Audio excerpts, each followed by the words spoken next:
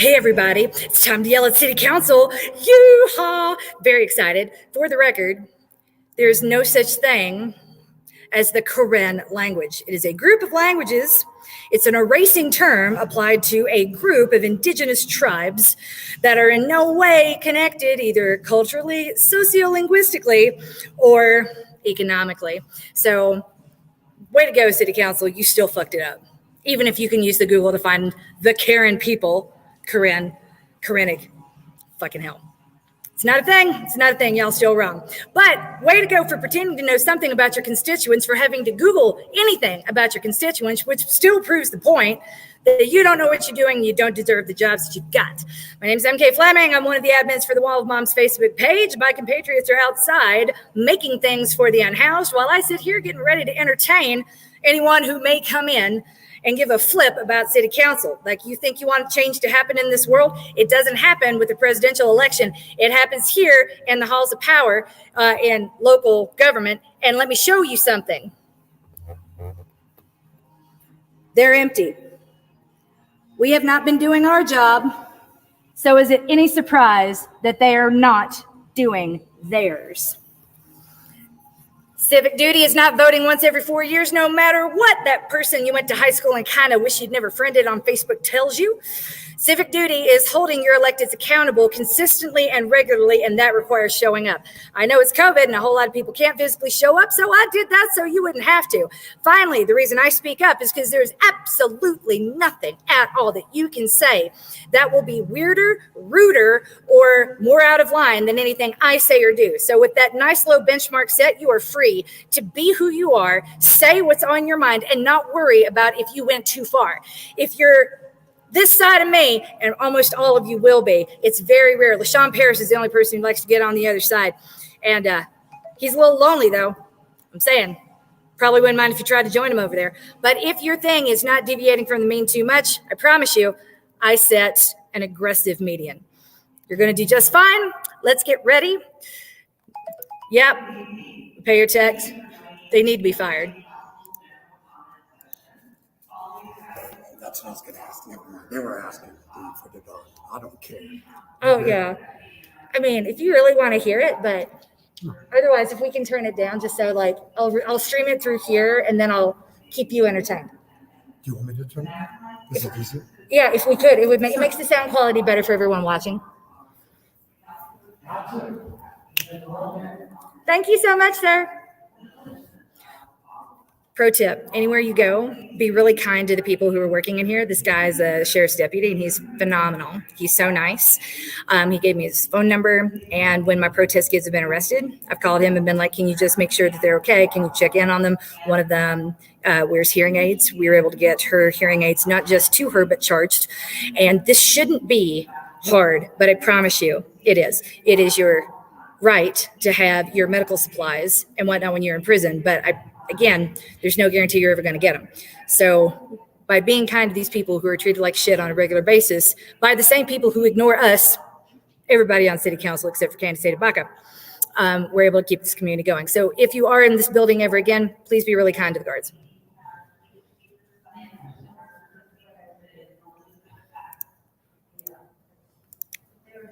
Hi. Let's go far. Let's do it.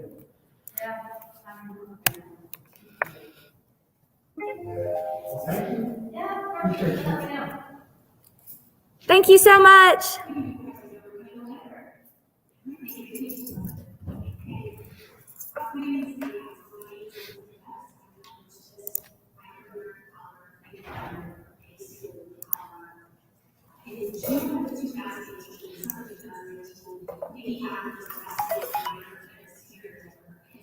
Because he didn't have an additional $80. Denver at the time imposed a $50 fee and a $30 booking fee there at the Denver cage. And because Mickey didn't have that much, he was held in jail unjustly for several days until we at the Colorado Freedom Fund were able to come and buy his freedom. We were glad to do that on his behalf. Later that year, in 2018, the ACLU of Colorado sued Denver on Mickey's behalf because of what had happened to him. And in response, Denver quite appropriately responded and ended the process of the $50 bond fee, ended the $30 booking fee, and ended the practice of folks having to pay for their own shackling. One thing that didn't change then, that is poised to be changed tonight when you all vote on 1179, is the issue of that $10 bond itself. We understand that the court was inclined to actually have imposed a PR bond from the outset, but the city attorney at the time objected, and the court's hands were, as they say, tied, and so the judge set a $10 bond, expecting, I would think, that he could pay it, as he couldn't. So here we are 2 years later. Denver has already quite addressed the issue of the bond fee, the booking fee, and the shackling fee, which folks no longer have to pay for themselves pre-trial. And Bill 1179, which you all are going to vote on tonight, is going to give back discretion to judges, give them the opportunity to set PR bonds in cases like Mickey Howard's, and for many other hundreds of people in Denver each year who should have the opportunity to be free and have their pre-trial liberty. So with that said, I'm going to thank you for your consideration. Thank you especially to the safety committee who's has already heard us present on this. Thank you to the city attorney for their work on this. And we're going to ask for the council to all vote yes on 1179. Thank you. Thank you. Our next speaker is Walter She's so amazing. Heidenfelder.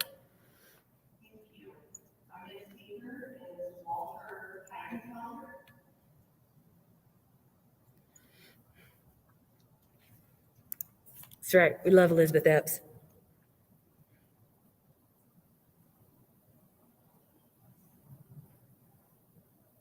You might have to unmute yourself. Walter. Walter. So funny. It's that pause.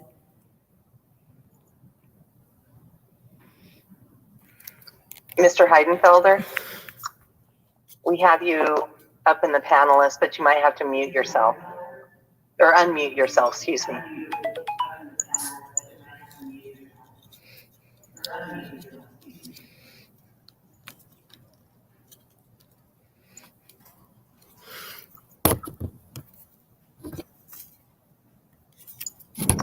All right, well, we'll go ahead and go with our next speaker, Elizabeth Jarrett. Hi. Hello, members of the council. My name is Elizabeth Gerard, and I'm a citizen of District 10 here in Congress Park. I reviewed today's agenda, and there's a couple bills I just wanted to comment on. Love your hair. First, I just wanted to agree with Elizabeth Epps that I'm Right in so there. glad to see both Bill 1178 and 1179 Through that door. Yep, in straight today's ahead. agenda. I really hope that you all vote yes on those. It's they are, I believe, important small steps to improve the criminal justice system here in Denver. I'm also concerned about bills 1, 2, 3, 4, which would reduce the temporary mortgage assistance. I think we all know that COVID is not improving in the near future, and I'm nervous about the effects that it has on our city long term. And if we are cutting this essential funding for people to be able to pay their mortgages, I would like to understand where that money is going, because I'm very nervous about more and more people becoming houseless as this pandemic worsens.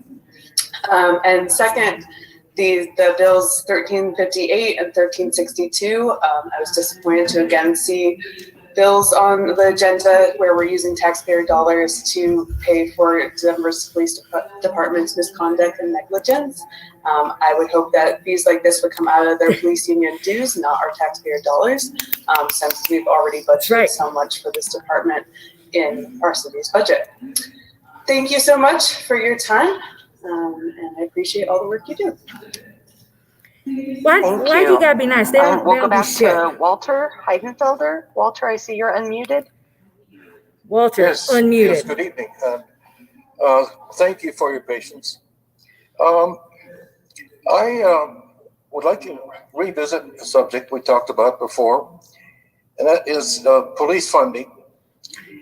Ever since 9/11, cops have gained power and status for nothing but fear in the community.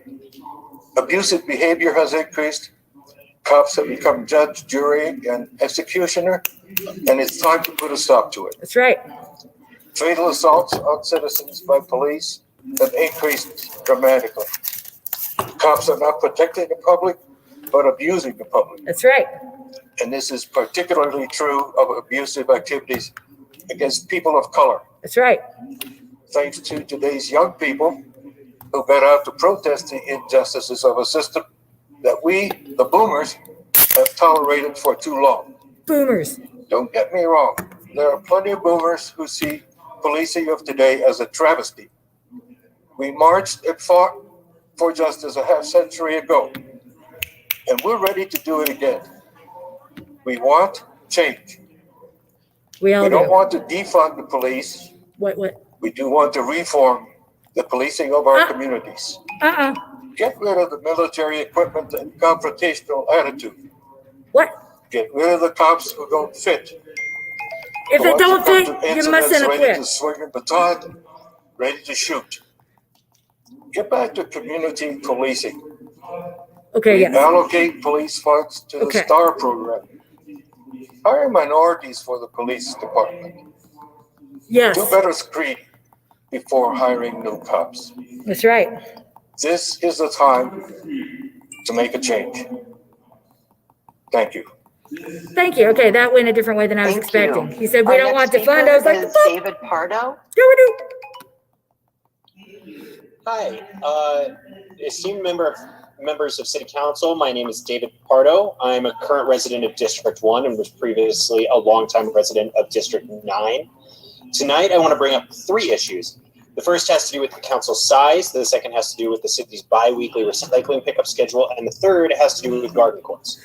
First, this Denver City Council has been 11 districts since 1971, when our city's population was roughly 500,000 people. For the next 28 years, each council person represented under 50,000 citizens. In the last 22 years, though, our population has grown to over 700,000 people, and by 2023, our population will have risen by 40% as compared to the population in 1971. Might it make sense to add 4 more council districts so that each council person once again represents the interests of just 50,000 people?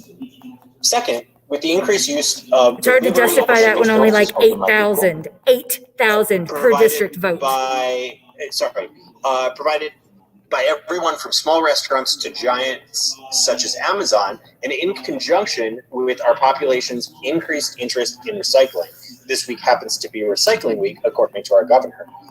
Our current pickup schedule of weekly trash collection and bi-weekly recycling collection results in trash cans around the city being put out half full, while recycling bins are overflowing, or worse, recyclables are placed in trash bins when there's no room left in the recycling bin. Might it make sense to change to a weekly recycling schedule to accommodate this change in citizens' behavior and needs, and possibly also provide free composting service? Third, Denver is about to lose a historic garden court. Personally, I think a senior living facility that my mom would be comfortable inhabiting is a better use of the space than the existing structure, but I do question the wisdom of a zoning code that prevents the construction of a replica of Carmen Court on over 90% of the city's land. While I understand the trepidation about infill, particularly in light of much maligned slot homes, I believe this city should work as quickly as possible to allow beautiful garden courts everywhere in the city on lots of sufficient size. They're both a beautiful building form and a way to increase our city's supply of middle-income housing without drastically changing the character of existing neighborhoods.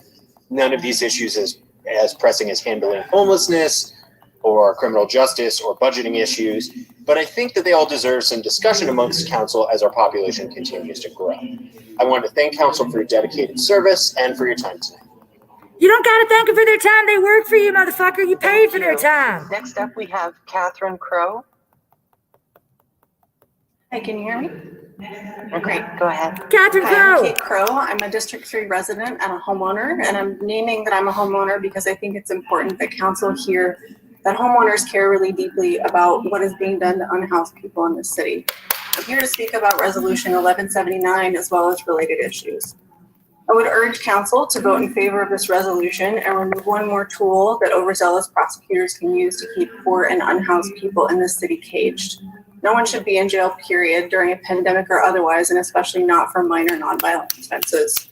This bill takes us one step closer to decriminalizing homelessness and poverty and showing our city believes Black Lives Matter. It's an important bill. Please vote in favor of it.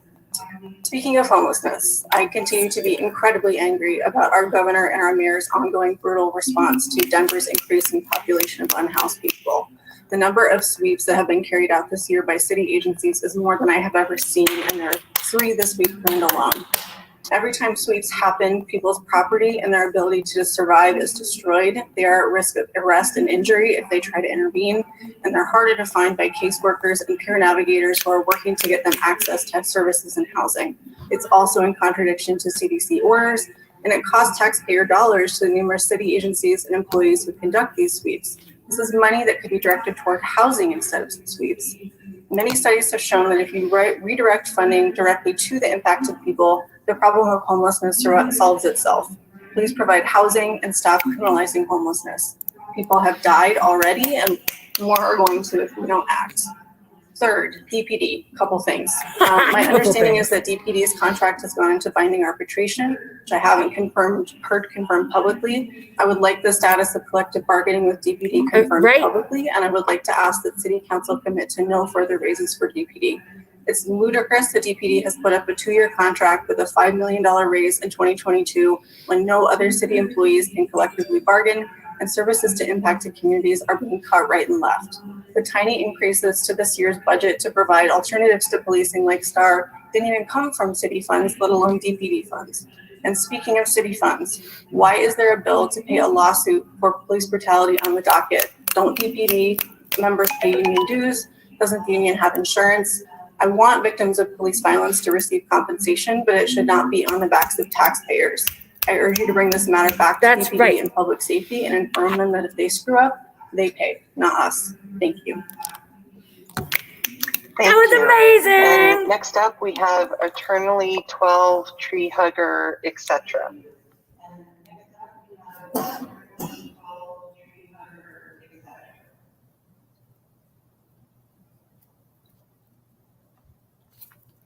And you might need to unmute yourself. Hi, I'm Eternally 12, Tree Hugger, Mariah Carey, candidate, polyamorous, comes from four other husbands, Black, Indigenous, colonized, person of color. Anyway, I'm here to address the council because y'all clearly don't know about universal basic suffrage, and that's a step that we need to be taking steps towards. Universal basic suffrage is when all people who want to participate in our democracy are able to actually vote.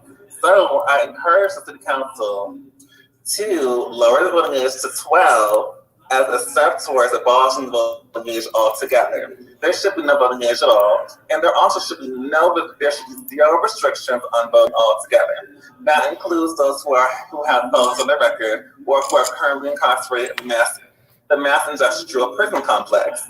And as the last speaker spoke, Catherine Crowe, whatever her name is supposed to be, that colonizer. Literally, there's lots of Black and colonized people of color who are wrongfully locked up for no reason other than just simply being a colonized person of color. And also, there might be, obviously, there are colonizers who are dealing with the housing crisis as well. But if we're really going to talk about Black power and how that needs to matter, we have to talk about serious steps towards decolonization, paying reparations, and actually decolonizing fetuses in the womb. Yeah, so we need to literally make steps towards abolishing the voting age. And there are already other 5 cities in the West that have allowed voting age to 16. That's a cute step, but the voting age should really be 0, actually negative 5 weeks. And I'm speaking directly to the abortion activists who are against abortion. It's not enough to be against abortion. You have to actually empower the fetus to actually have a vote in society by expanding suffrage to them as well. From fetus all the way to the end of life. When we talk about people's end of life, there are states that actually care about the elderly in their last times, their brains, decaying, and they're getting to that last stage of life. We need to talk about the human life from the fetus all the way to the tomb, which brings me to defunding and disbanding the police. The police need to have some accountability, and really they don't have much. And so we're looking at the budget, and we have so much budget for the police and prisons and the war, which links us to how much money is Denver allocating to bombing children, fathers, sons, daughters, people in the Middle East who are also colonized. Is my time up? Oh, okay, so 5 seconds. Okay. Anyway, my last notes are Denver needs to adopt ranked choice voting locally and work towards adopting it statewide, and we need to lower the voting age to 12, an important step towards abolishing the voting age. Hashtag Bill Tamara City and rent-free city for Black and college people. Go ahead, donate, go back. Okay. Wow. Thank you. Our next speaker is Katie Blakey. Yay! Hello, my name is Katie Blakey and I live in District 10. So I signed up to speak again because of the way the city is treating our unhoused neighbors. There were sweeps last week and there are 3 scheduled for this week, including one just a few blocks from my home. Please do whatever you can to stop these actions, and please push for Dottie to provide trash services specifically for our unhoused neighbors. Councilman Sedabaka and Kanish came up with a great plan for providing a route specifically to serve our unhoused neighbors. And if we can keep finding budget dollars to perform sweeps multiple times per week, surely we can find enough to provide trash services for our unhoused neighbors once a week. Please also push for Dottie to provide portable bathrooms and sanitation services throughout the city in general, as well as specifically in areas where encampments are common. By not providing these simple services, the city is putting the health of all residents, unhoused and housed alike, at risk. I also want to express my support for the 2 proposed safe outdoor spaces in my neighborhood. They're only a small step to address the issue, but they're still very, very important. Thank you. Good job, Katie. Thank you. Our next speaker is Jesse Paris. Yeah. Members of council, can I be heard? Go ahead.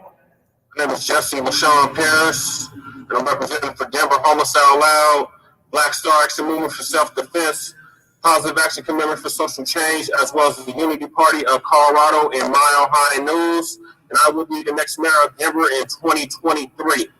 Yes, you will. I wanted to speak about the sweeps. I agree with all the previous speakers on the sweeps. They need to stop. This is ridiculous. You cannot sweep away homelessness. No, you need can't. to actually address homelessness and find a solution to the problem that we are under. Pre-COVID, this was the crisis before COVID, and it's still a crisis now. That's right. Sweeping people like trash is not the answer, Denver. And last week, there was 2 sweeps. They were both located in the central downtown area where all the services are located. So you have all the services located in the central area, but yet you want to sweep people from the area. One of them was on 22nd and Walsey. The other one was on 14th and Broadway. And in addition to sweeping the people, the porta potties were taken from the location on 14th and Broadway. That's right. There was a whole bunch of porta potties that were stolen. This is not acceptable, city. Can do better than this. You spent $2.5 million last year lying to Denver voters saying that Initiative 300 wasn't the answer and that we can do better. But all I see is the city doing worse. That's right. And to add insult to injury, there's more sweeps scheduled this week. One on Tuesday on 19th and Emerson, and another one scheduled on Wednesday on 6th and Sherman. And my constituents want to know how much money is being spent on these sweeps. We know from last year's audit, that was at least $400,000 that was being spent of taxpayer dollars on sweeping people like trash. So we would like to know, where is this money coming from? How much of the money is being used on these sweeps? If somebody on the council could please answer those questions, I would greatly appreciate it, and so would my constituents. And also, why didn't DDPH take portable restrooms from Civic Center Park last week? Why do you think sweeping people like trash is the answer? Why isn't there more places like the Fusion Studios? Why is there such a pushback on safe outdoor camps? Winter is knocking on the door. We have one of the coldest winters out of any metropolitan area. And yeah, you think shelters and force people in the shelters and services is the answer. We can do better, Denver, but we have to actually have the will and the initiative to do it. That's right. Thank you. That concludes our general public comment session. In these times of social change, it's critical that members of the public have opportunities to be heard by leaders at all levels of government. The next general public comment session will be held before the council meeting on Monday, November 23rd. Sign up begins at 12 noon on Friday, November 20th. Thank you all for attending. Your city council looks forward to hearing from you again. Please stay on this meeting to attend the regular session of Denver City Council, which will begin momentarily after a quick break. Please stay with us.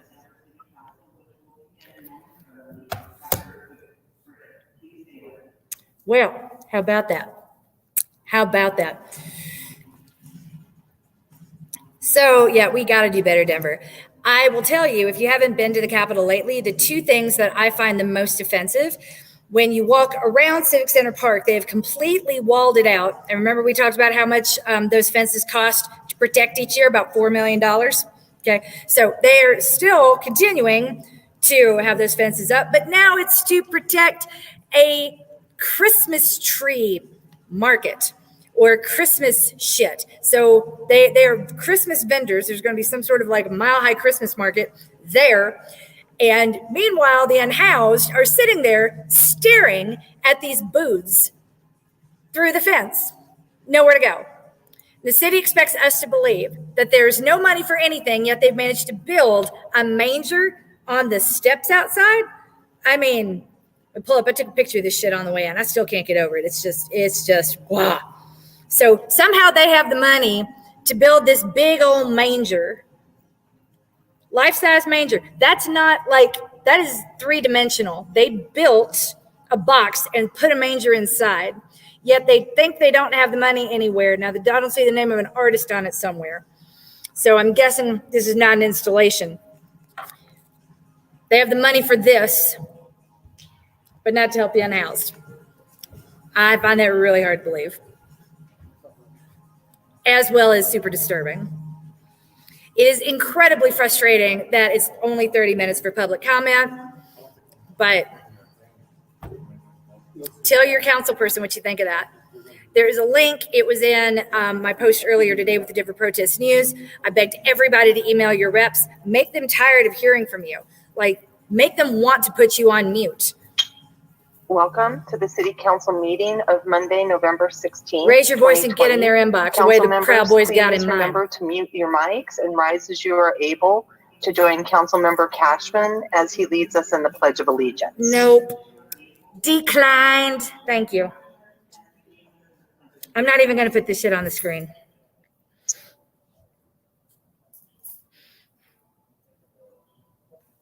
You might have to unmute yourself, Councilman. Hello. Hi, how are I you pledge doing? allegiance to the flag of you. the United States of America. That's right, and to the yes, sir. republic for which it stands. I'm so one impressed. nation I'm so under impressed. God, indivisible, with All the liberty and letters. justice for all. Thank I'm you, impressed, smart Councilman man. Cashman. Council members, please continue to mute your mics and join Councilman Cashman as he leads us in the Denver City Council land acknowledgement. The Denver City Council honors and acknowledges that the land on which we reside is the traditional territory of the Ute, Cheyenne, and Arapaho peoples. We also recognize the 48 contemporary tribal nations that are historically tied to the lands that make up the state of Colorado. We honor elders past, present, and future, and those who have stewarded this land throughout generations. We also recognize that government, academic, and cultural institutions were founded upon and continue to enact exclusions and erasures of Indigenous people. May this acknowledgement demonstrate a commitment to working to dismantle ongoing legacies of oppression and inequities and recognize the current and future contributions of Indigenous communities in Denver. Thank you, Councilman Cashman. Madam Secretary, roll call.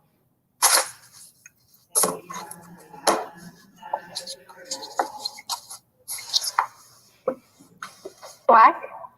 Here. Cedabaca. Here. Clark. Here. Gwen. It's gross. Here. Herndon. Here. Hines. Here. Cashman. Here. Nate. Here. Ortega. Here. Sandoval. Here. Sawyer. Here. Torres? Here. Madam President, Here. 13 members present. There are 13 members present. Council has a quorum. Approval of the minutes. Are there corrections to the minutes of November 9th? Seeing none, the minutes stand approved. Tonight's meeting is being Super interpreted problematic. into 4 different languages. Our first interpreter is Luis. Luis, if you would please introduce Quranic is yourself not and a let our language. viewers know how to enable the It Spanish isn't. translation. That would It's be an great. erasing name for a group of tribes.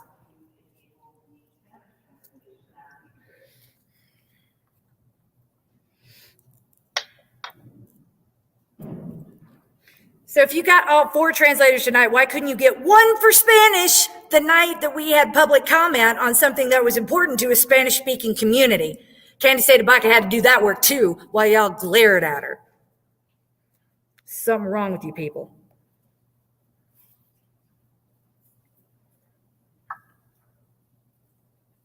All right, we're going to go ahead and move on to our next interpreter. It's Lasewa. Lasewala, if you would please introduce yourself and let our viewers know how to enable transportation. That would be great.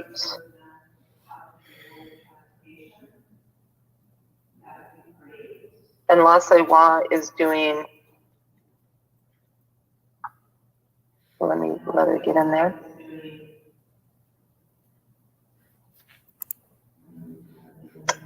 There you go. It's extremely You're problematic. unmuted now.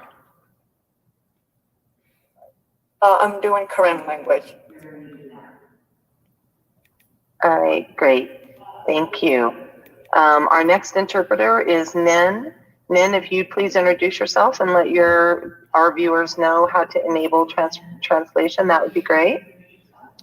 Hi, this is Nin, Burmese translator. Do you want me to say that in Burmese? Please. Okay. ဒီအတန်ကိုကြားဖို့အတွက်တကယ်လို့ကြားချင်နေဆိုရင်ဒီ our translation အောက်မှာဟိုအလုံးကြီးရှိတယ်ပေါ့နော်အဲ့ဒီဟာကိုနှိပ်ပြီးတော့ German လို့နှိပ်လို့ရပါတယ်နော်အဲ့ခါကျရင်ဒီအတန်ကိုကြားမှာဖြစ်ပါတယ် Okay, thank you. Very good. Thank you. Lasse, can we get you go ahead to translate so folks know where to go to find you? Yes. Can we you last one you get to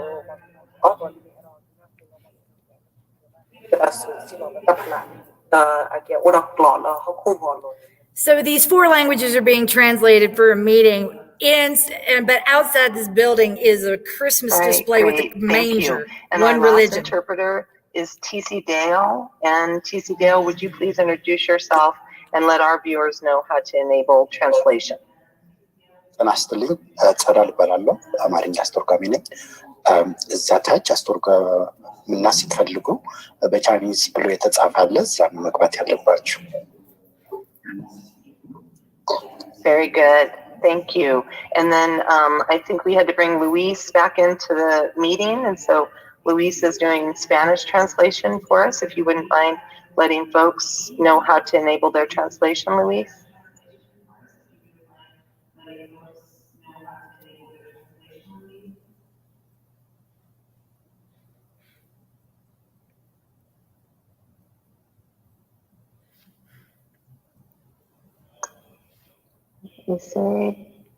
Okay, well, we're going to go ahead and try to get Luis back into the meeting, and we'll make sure that he can give his instructions once we get him back into the meeting. And so thank you for all being here tonight. And council announcements. Are there any announcements by members of council? Councilwoman Black. Thank you, Madam President. I have 2 announcements. The first is that the Mayor's Pedestrian Advisory Committee is seeking representatives from council districts and at-large representatives. The deadline to apply is November 23rd. If you're interested, contact your council representative, and you can just also Google Denver's boards and commissions and look for the Mayor's Pedestrian Advisory Committee. My second announcement is an oversight of mine and ours. Would that be all your constituents? Going on in the world, we forgot to recognize our veterans and Veterans Day, which was observed. How about the unhoused veterans? November 11th, 1918 was the day that World War I ended. It was the war that was supposed to end all wars, but sadly that didn't happen. But we do still remember, honor, and thank our veterans and acknowledge their sacrifices each year here in the U.S. and around the world. I'd like to personally thank Councilman Herndon for his service and sacrifices, and to remember my own father, who, if he were still alive, he would be 99 years old. He served in the Army Air Corps and flew 2 missions on D-Day. He then served many years in the Air Force and the Colorado Air National Guard. He was a true hero, just like millions of other veterans. And I think it's fantastic that your people didn't have to sleep on the street like the veterans outside do. Thank you, That's a problem, y'all. Stop giving lip service to veterans and fucking do your jobs. Do something! Thank you, Madam President. I would like to share that with any of my constituents who have an opportunity to help our neighbors who have food insecurity. Through the month of November and December, my office will match donations up to $1,000 to Bienvenidos Food Bank. I am encouraging everyone to give what they can. No amount is too small. They turn $1 into $9. So it's a really good place to go if you're looking for a donation. They are looking for food. For Thanksgiving, their funding is down. Second, this week on Wednesday, November 18th, from 6:30 to 8, my office is hosting a group living town hall with project manager Andrew Webb. You can join us via Zoom. You can sign up on my Facebook, or you can COVID has killed more people in the U.S. than World War I, Korean, and Vietnam Wars combined. Not surprised. And finally, I would like to announce that next week we will be holding a courtesy public hearing for Denver's House operating agreement that we will be voting on. Thank you. Thank you, Madam President. Thank you, Councilwoman Sandoval. I want to take a brief moment. We have Luis back in the queue. And so, Luis, I would like to take a moment to have you please introduce yourself so that we can let our voters, or our viewers, our viewers know how to enable translation.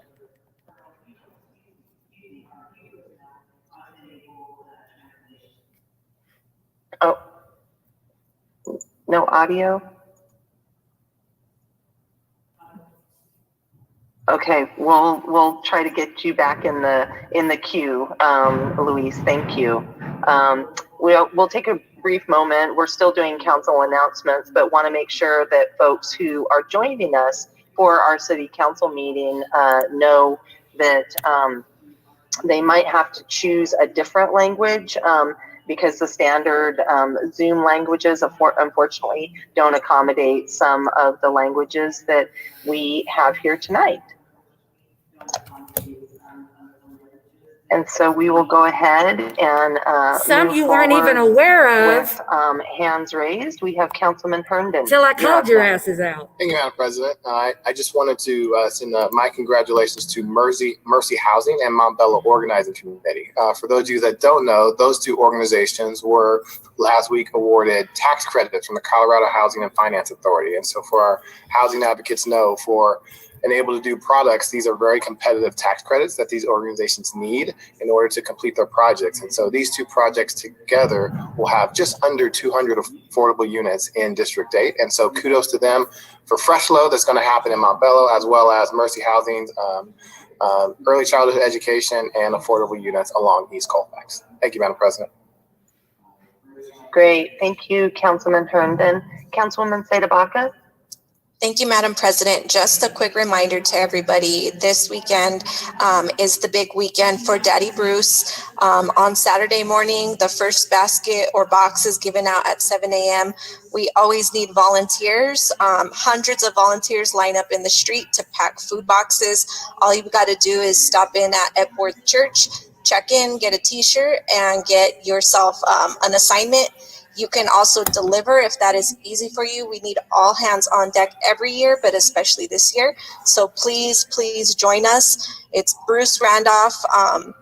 You can, I think, sign up at epworthfoundation.org or epworthchurch.org to volunteer. And if you need a food basket, you can sign up there as well. Thank you. I hate everybody but you, Candy. Thank you, Councilwoman. Councilwoman Torres. Thank you, Madam President. Just a point of process. I just want to make sure the interpretation is going okay, because the languages that were announced are not the languages that are in the listed menu. I heard Burmese and Karen, but I'm seeing German and Russian. So I just want to make sure from our central staff that we've got everyone squared away. I thank you for double checking with us. We should have a screen up there for folks to see.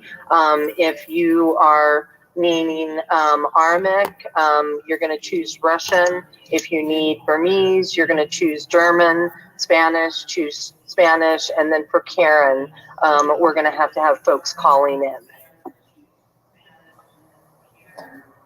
Okay, I appreciate everyone putting so much energy into trying to make this work. So thank you so much. All right, thank you, Councilwoman. Councilwoman Sawyer. Thanks so much, Madam President. Just wanted to jump in on the translation with two things. So we often have these translation issues when we have meetings with East Colfax. So clearly.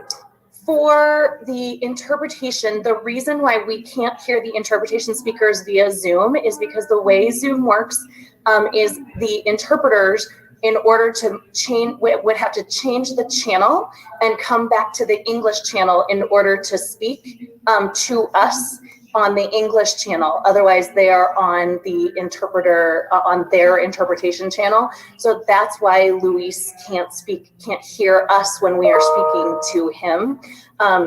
So if Luis has a question and he would like to speak to us in English, he just needs to go down to the globe and choose the English channel, and then he can speak to us in English, and then he goes back to the globe and chooses the Spanish channel and goes back to the Spanish channel. But it's sort of a technology issue, but that's what's happening here. It's a little difficult with interpretation.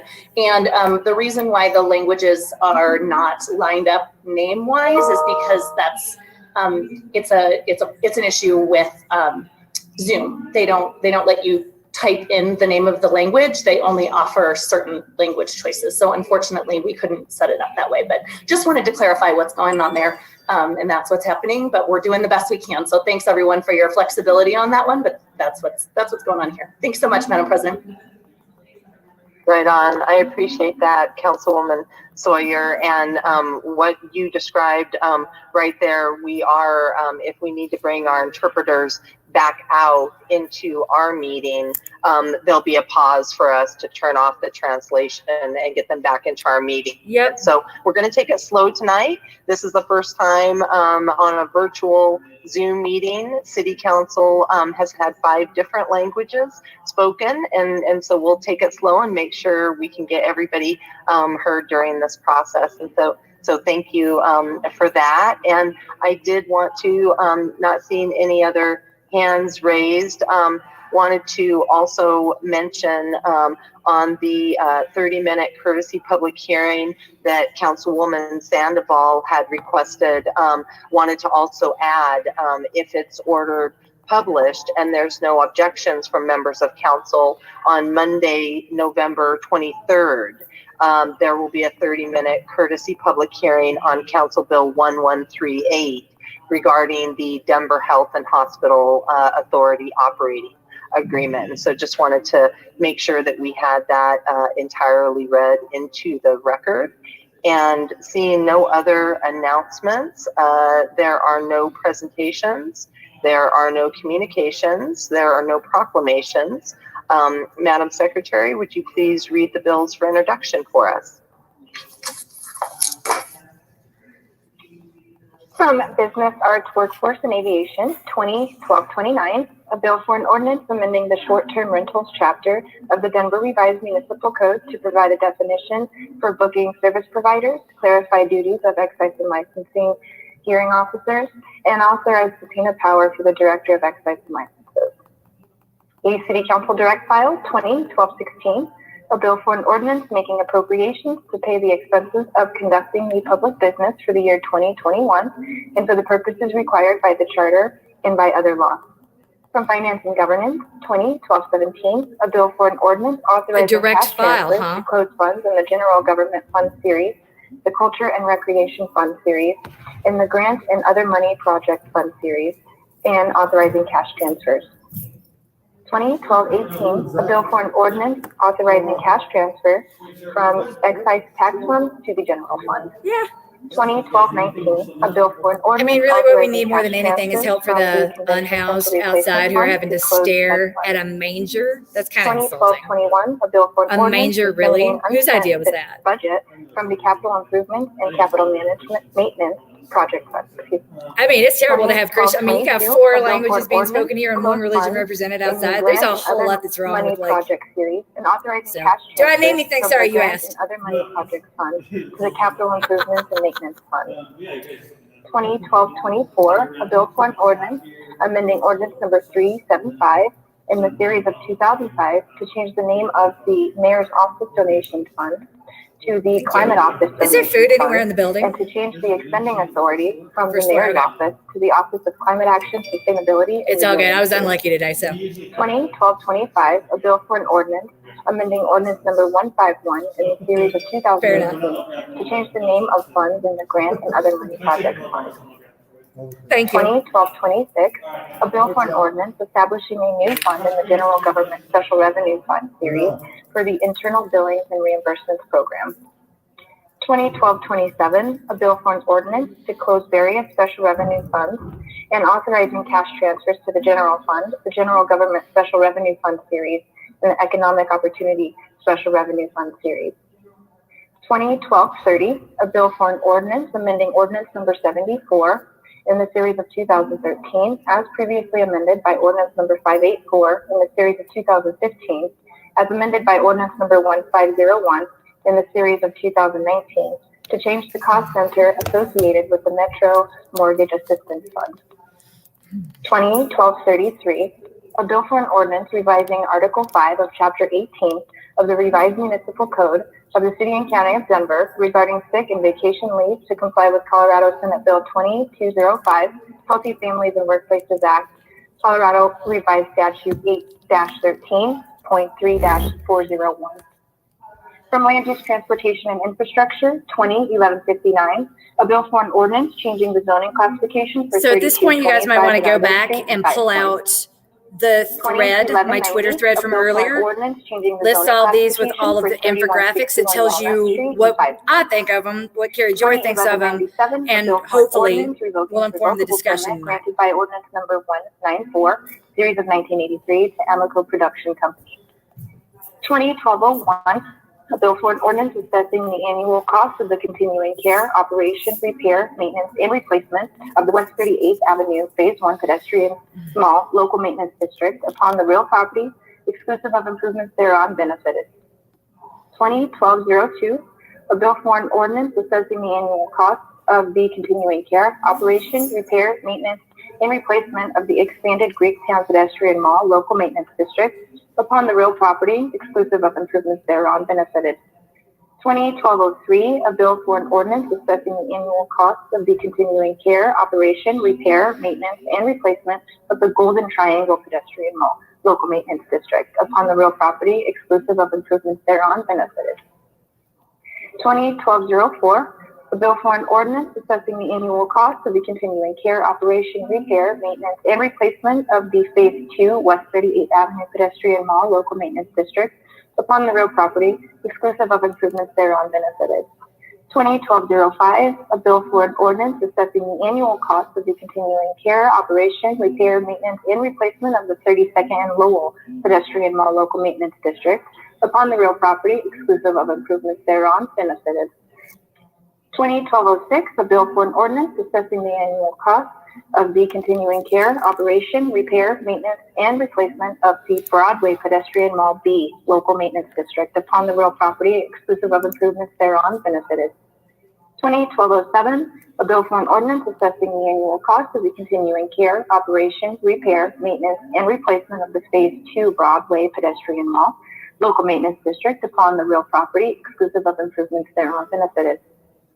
2012-08, a bill for an ordinance assessing the annual cost of the continuing care, operation, repair, maintenance, and replacement of the Broadway Viaduct Pedestrian Mall Local Maintenance District upon the real property exclusive of improvements thereon benefited. 2012-09, a bill for an ordinance assessing the annual cost of the continuing care, operation, repair, maintenance, and replacement of the 22nd Street and Park Avenue West Pedestrian Mall Local Maintenance District upon the real property exclusive of improvements thereon benefited. 2012-10, a bill for an ordinance assessing the annual cost of the continuing care, operation, repair, maintenance, and replacement of the Consolidated Morrison Road Pedestrian Mall Local Maintenance District upon the real property exclusive of improvements thereon benefited. 2012-11, a bill for an ordinance assessing the annual cost of the continuing care, operation, repair, maintenance, and replacement of Skyline Park Local Maintenance District upon the real property exclusive of improvements thereon benefited. 2012-15, a bill for an ordinance changing the zoning classification for 3601, 3603, 3605, 3607 North Ray Street in Cole. 2012-23, a bill for an ordinance authorizing a cash transfer from the Education Refund Program Special Revenue Fund to the General Fund. From Safety, Housing, Education, and Homelessness, 2011-38, a bill for an ordinance approving a proposed fiscal year 2021 appendices to the second amended and reinstated operating agreement between the City and County of Denver and Denver Health and Hospital Authority, providing for the amounts to be paid for services by the City and County of Denver and by the Denver Health and Hospital Authority for fiscal year 2021. 2012-31, a bill for an ordinance amending ordinance number 201-81502, series of 2019, to change the delegation of authority to operate the Metro Mortgage Assistance Plus program from the Department of Finance and or Office of Economic They're still reading all the Development bills that are up for Department tonight. It's a big night, you guys. To change all references from George K. Baum and Company to Stifel, Nicholas and Company Incorporated, and to change all references from CSG Advisors to Kane Mitter and Associates Incorporated. And 2012-32, a bill for an ordinance amending ordinance number 20190771, series of 2019, to change the delegation of authority to operate the Metro DPA program from the Department of Finance and or Office of Economic Development to the Department of Finance or Department of Housing Stability, and to change all references from George K. Baum and Company to Stifel, Nicholas and Company Incorporated. Thank you, Madam Secretary. We're going to. If you're a leftist, I'll share your OnlyFans link all day. If not, don't bother. Staff share the slide again. We have folks that have joined us, and then there's also a pin for the folks for Karen translation as well. And so I just wanted to make sure that folks had that information. And we'll go ahead and leave it up there for a little bit in case anybody's writing anything down. And then council members, this is your last opportunity to call out an item. Council member Cashman, will you please make the motions for us this evening? Oh, please, Cashman, will you make a call out? Oh, go ahead. Great, Thank you. Another one. Okay, we're working on it behind the scenes here. So we'll get that taken care of. And then just wanted to also remind council members and speakers tonight to speak a little bit slower so that we can allow our interpreters to translate appropriate for our folks who are joining us tonight. And we'll do a recap now. And Councilmember Seda-Baca, I needed to just, I know you wanted to pull out 1159. Is that resolution or bill for introduction? It's a bill for introduction, and I was hoping we could postpone it. So we could either call it out for a vote, and then I could put the motion to postpone. Okay, well, we'll let Markesia, since it's a bill for introduction, we'll go ahead and handle our resolutions right now first, and we'll go ahead and let Markesia get 1159 in there, since it's a bill for introduction. And so under resolutions, Councilmember Hines, you've called out resolution 1245 for a comment, and Councilmember Sadabaca, you've called out resolution 1234 for a vote. And under bills for introduction, Councilmember Hines, you've called out bill 1229 for questions, and Councilmember Sadabaca has called out bill 1216 and bill 1138 for a vote. And then we'll put bill 1159 into the mix, Councilwoman, and you can tell us what you'd like us to do once we get to that point. And under bills for final consideration, no items have been called out, and under pending, no items have been called out. And so the first item up is Council Resolution 1245. Councilmember Hines, will you please go ahead with your comments on Resolution 1245 for us? Thank you, Madam President. For some reason, I want to make sure that you can hear me, right? Yes? Okay. So I will speak as quickly as I can for the interpreters. Just kidding. Come on. Bill 20-1245 is about the 5280 trail. And I just wanted to just make a comment that I'm very excited about the 5280 trail. And I wanted to call this out to provide increased awareness to this project and this program. Yes, the top issue that my office faces today is homelessness. Yes, it is critical that we prioritize our efforts to address homelessness and the staggering effects COVID is having on our city, our region, and frankly, our planet. That said, climate change is real, and it is still critical that we break Denver's dependence on cars. Other than having fewer children, it is the best action we can take as individuals, as in getting out of single occupant vehicles. Before COVID descended upon our city, the vast majority of Denver workers commuted to and from work by single occupant vehicle. But the 5280 trail will help break Denver's dependence on cars, but it's about more than just climate change. In addition to saving the planet, it promotes fitness and community. As we get out of our cars, we can move around our city and have more opportunity to interact with our neighbors and create an even stronger, more cohesive community.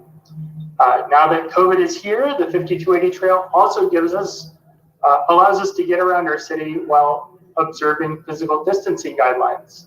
And this will be in some of our most densely populated areas of the city, where it is difficult to impossible to find adequate spaces for community gathering. In addition, this is about freedom. We all deserve the freedom to get around our city safely, regardless how we choose to get around. Some of the areas covered by the 5280 trail are already some of the most car-free areas of the city. The west side of my district has neighborhoods where more than a third of households don't own cars at all. But the 5280 trail is also meant to connect all neighborhoods to the urban core and ultimately to each other. That includes Uptown, Capitol Hill, and Golden Triangle in my district, and Five Points, Sun Valley, and so many other diverse neighborhoods around the city.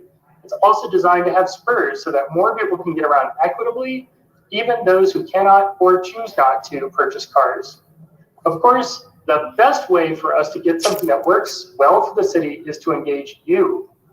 People like you can provide critical input that can help design the trail's success. Once this gets underway, I encourage any and all of you to participate in this planning process. I also encourage you all to keep these goals in mind and ensure that we, the city, remain accountable to those goals. With you, your input and guidance, we can ensure we provide a safe, equitable alternative to cars throughout our urban core. How about a safe, equitable solution to sleeping on the street? Thank you, Councilman Hines. And next up, we have Councilmember Seda Baca, who's called out Resolution 1234 for a vote. Thank you, Madam President. This was mentioned earlier in the comments. This is reducing the amount of dollars we have in the mortgage assistance program. And while I heard host out and our team describe that this was being underutilized, I think it's a little bit premature to reduce the amount. And if there's an issue with not having enough applications, I think we might want to course correct on our communications to people or the barriers to applying for it. I don't think that necessarily reducing the amount is the right step right now, especially going into the new year. Thank you. So I'm going to vote no on this, and I hope that my colleagues will as well. Thank you. All right. Thank you, Councilwoman. And we have this queued up for a vote. So Council Member Cashman, would you please put Resolution 1234 on the floor for adoption? Yes, Madam President, I move that Council Resolution 20-1234 be adopted. Second. Thank you. It's been moved and seconded. Sorry, we went a bit out of order there. As you might imagine, there's a lot of back chatter about making sure that we've got the translation services up and running correctly. And so thank you, Councilwoman Seda Baca, for sharing with us your reasoning for voting against it. We've got Councilwoman Kniech up for questions or comments. Thank you, Madam President. My office looked into this topic a couple months ago at the request of community partners who were asking about why some of the assistance wasn't being used and about it. And we actually spent an extensive amount of time with the clerk's office, who is not seeing foreclosures occurring. There are numerous federal moratoriums and things like that. I didn't call this bill out, so I didn't invite those departments, but I guess I was first going to ask whether or not anyone from the clerk's office who processes the foreclosures and tracks that information, or from any other department, is here to just, kind of answer some questions about it for those, so we can kind of, dig in a little bit to the concerns that have been raised. Sure. We have Melissa Toddy on the line to answer questions. Okay, I'll wait till she's here. Oh, there she is. You're here. So, Melissa, I don't know if you heard my comment question, but can you speak a little bit to what is impacting the demand for foreclosure assistance right now, just so we can kind of get a sense of what the pipeline of need looks like and what might be impacting it? Are you guys hearing this? Yeah, so Melissa Toddy with the Department of Housing Stability. I don't have the foreclosure data pulled up, but certainly have heard from clerk and reporters similar, as well as we fund 5 different housing counseling agencies throughout the city who are working with residents who may be facing issues with foreclosures or needing assistance with mortgage assistance payments. And they just aren't seeing a lot of folks coming in requesting or needing that assistance. Why? That doesn't mean there's no need. We also looked into the data from 211 and 311. They also just aren't seeing kind of the volume of calls or requests.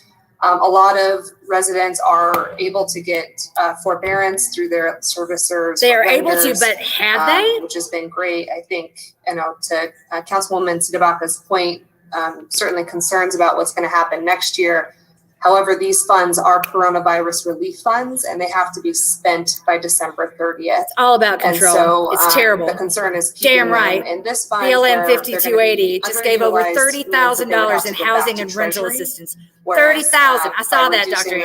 Alexander. Able to move those funds. So mad right now. We're seeing a really high demand. The need is there. Rental and utility assistance. Thank you, BLM 5280. Thank you for all that you do. And the last thing I'll add, Councilwoman Kniech, is just that we did check in with the State Division of Housing who has the Emergency Housing Assistance Program that also provides mortgage assistance as well as rent assistance. And they are similarly not seeing the kind of demand that we all kind of anticipated when COVID hit for mortgage assistance. Thank you for that information. That is, and I just want to clarify the difference between people not being aware of a service and versus not needing it. Can you speak a little more to the federal programs that are in place right now, perhaps suppressing the need or delaying the need? Just if you can just add a little more detail, I think that might be helpful for people to understand. And if people may not know about these options, you know, the few people we do have calling, I know we're sending them to these options as well. So can you just talk about that for a minute, please? Sure. So in terms of, I'll try to use, so there are kind of large scale organizations like Fannie Mae and Freddie Mac who oversee a lot of mortgages, and there is a foreclosure moratorium, more or less, for many of those loans. And so residents are able to go through their servicer or lender in order to receive a forbearance, meaning that payments won't be due ideally until it would get wrapped into the loan, and payments will be made over time. I think, you know, something that we're still tracking is what may happen with some lenders who would require a payment at the end of the forbearance, but certainly not what we've been seeing so far. Did that answer? So, yeah, I just want to be a little more pointed. Sorry, but it's people have always been able to ask for forbearances. These lenders are under a national mandate to provide such forbearance right now. It's not just like, is your lender feeling friendly today? There's actually some extra policy in place right now. I just want to, am I understanding that, remembering that correctly? That's right. Yeah. Okay. The argument they're trying to make is they don't need state dollars because there's federal dollars in play that these people just won't take. And you went over this really quickly, is if these dollars get moved to a different purpose, if someone does have a need for mortgage assistance tomorrow, right? Is that available, and from what types of sources would Denver residents be able to get that assistance? Yes, so there is still going to be plenty of funds remaining in this local program. So this is through Colorado Housing Assistance Corporation, also known as CHAC. City and County of Denver residents can get access to this program by calling 311 and pressing 6, or they can call CHAC directly. That number is 303-572-9445, extension 17. Also, the state program, again, the Emergency Housing Assistance Program, also known as EHAP, also has mortgage assistance available. And residents can connect to that program by calling 211 Mile High United Way, going to their website, or the State Division of Housing also has information about that program. So both of those programs are available and have mortgage assistance for residents ready to go today.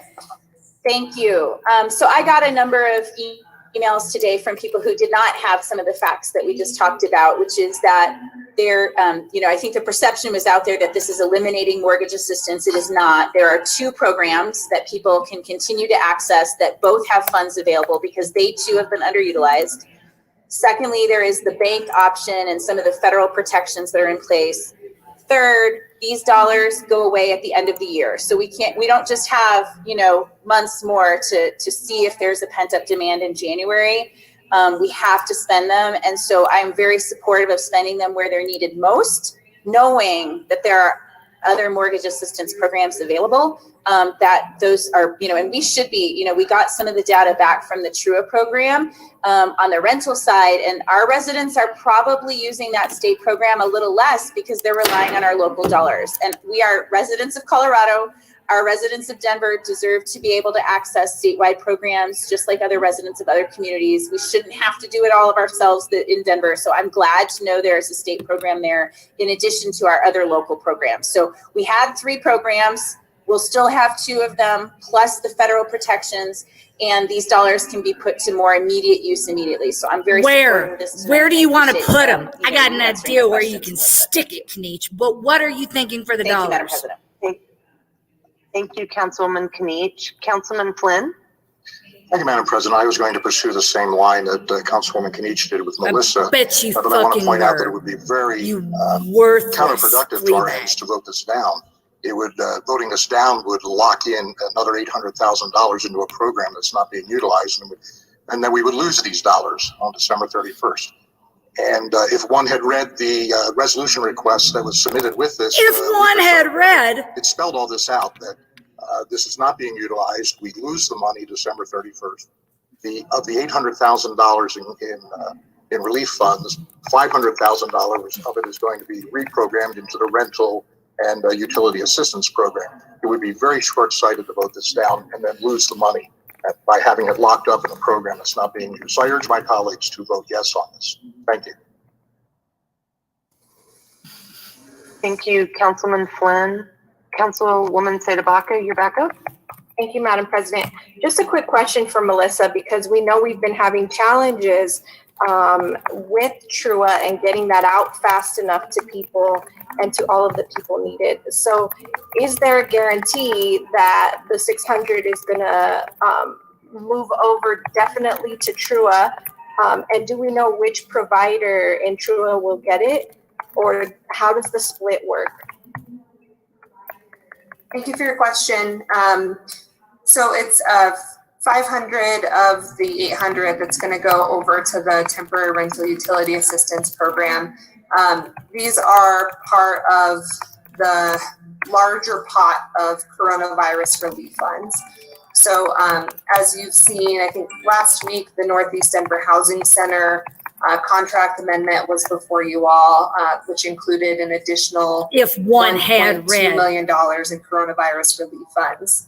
And then Brothers Redevelopment, the other agency who administers TRUA, will be coming forward with 177 people and families applied for our funding and could not meet that need with 30,000. So while I don't know kind of on the back end who got what pot of money in total, we are providing an additional 1.5 million in coronavirus relief funds, 500 of that coming from this program. Thank you. And that's just to, call out the issue that we've had with TRUA, is that we don't have enough capacity to get it out fast enough to the people who need it. And so if the expiration date is the concern, I still have that concern with it moving over to TRUA and only having a month left to get it out, knowing what we've gone through to get out what we've currently been getting out. So thank you for that. All right, next up we have Councilman Hines. Thank you, Madam President. Ms. Toddy, I am going to ask you a question that is a little out of my depth, and it might be out of yours, and if you don't know the answer, that's fine. Are you familiar with some of the programs that are providing mortgage assistance that are unrelated to the city, that are, some of the nonprofits in the city, say, for example, BLM 5280?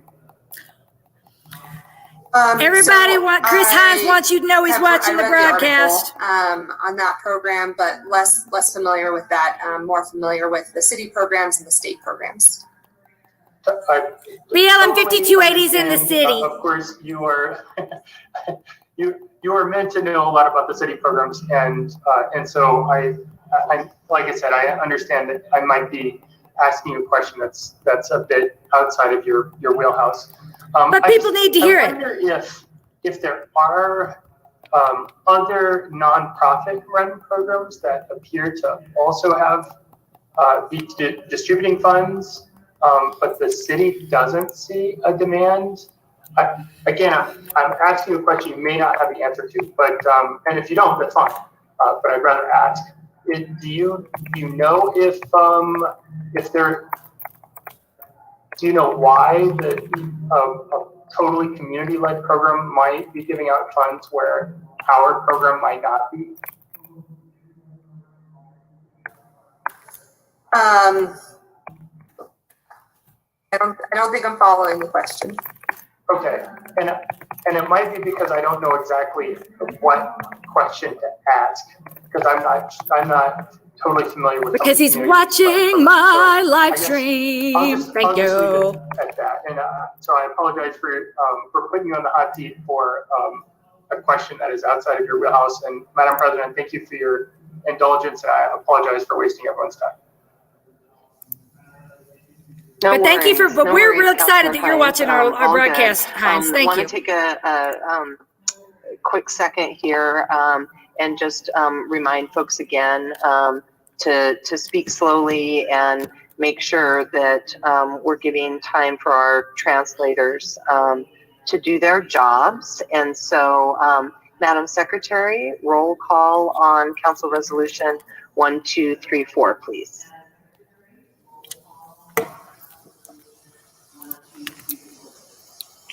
Cedarbaca. No. Clark. Aye. Of course you did. Fuck you. Flynn. Aye. Fuck you. Herndon. Aye. Fuck you. Hines. Aye. Cashman. Aye. Snake. Aye. Ortega. Aye. Sandoval. Aye. Sawyer. Aye. Torres. Aye. Black. Aye. Madam President. Aye. Madam Secretary, close the voting and announce results. 1 nay, 12 ayes. 1 nay, 12 ayes. Council Resolution 1234 has been adopted. The next item up is Council Bill 1229. Councilmember Hines, please go ahead with your questions on Bill 1229. Thank you, Madam President. Is there someone available from Excise and License, perhaps? Hey, Councilman. Hi, Councilman. Go here. Hi, everybody. So I want to thank Excise and License for the conversation we had before the committee meeting.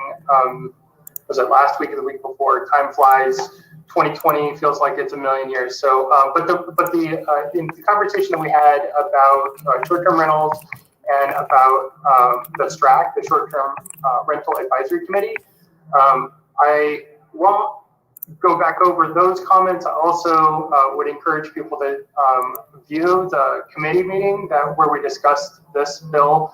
I won't go back over that either. I do have just a couple questions about our current short-term rental ordinances. Do our current short-term rental ordinances provide any protections for our LGBT community? What? I believe that would be a legal question. We should, there's Reggie.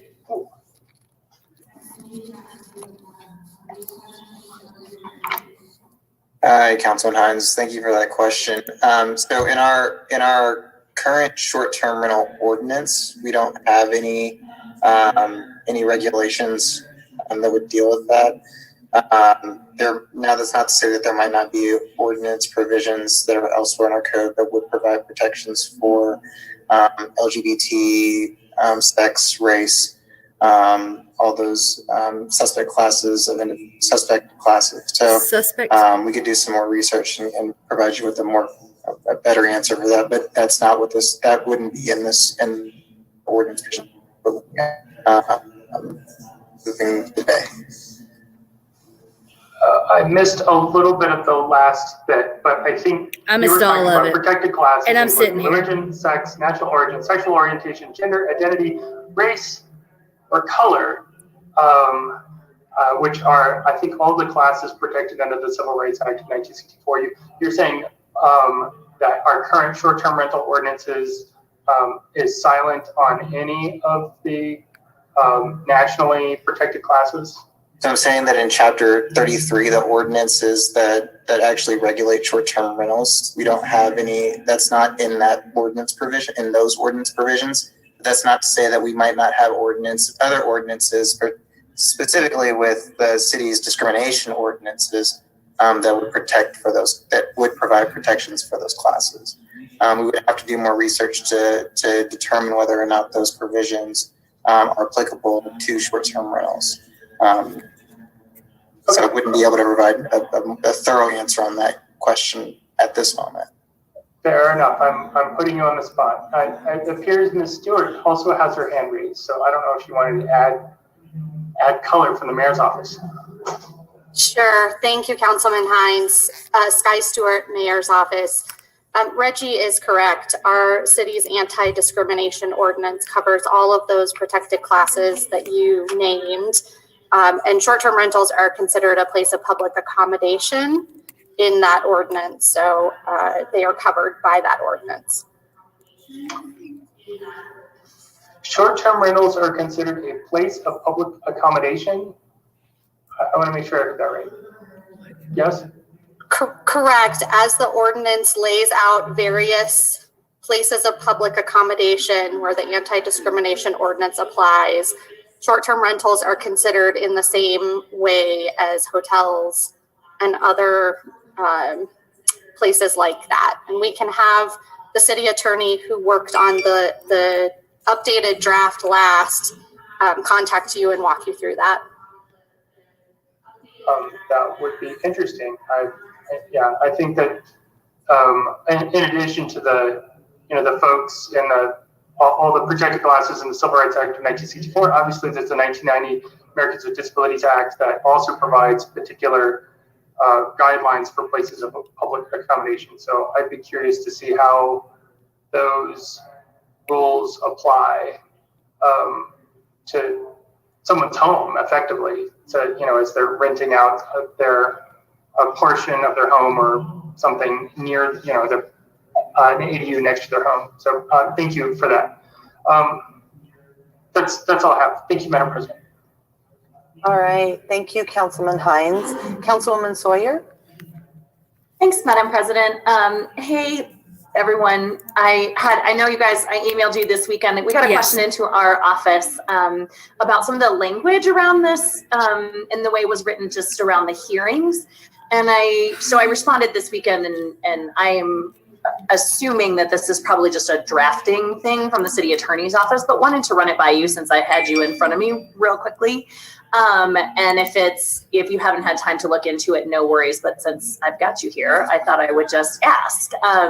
So the question was essentially some of the wording around the hearings process, if there is a complaint, seems a little bit strict. And so is that reflective of sort of standard language in the code, or is that something that's specific to this language in particular?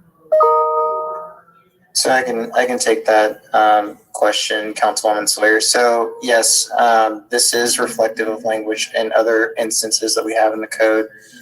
We specifically borrowed this language from similar language that we have in the charter as it relates to the hiring of hearing officers for liquor license hearings. It's similar to language that we have in Chapter 24 of the code as it relates to the Department of Public Health and Environment's use of hearing officers for marijuana hearings. It's also very substantially similar to what the state uses for state level hearing officers. And it goes back to the fact that we want to reflect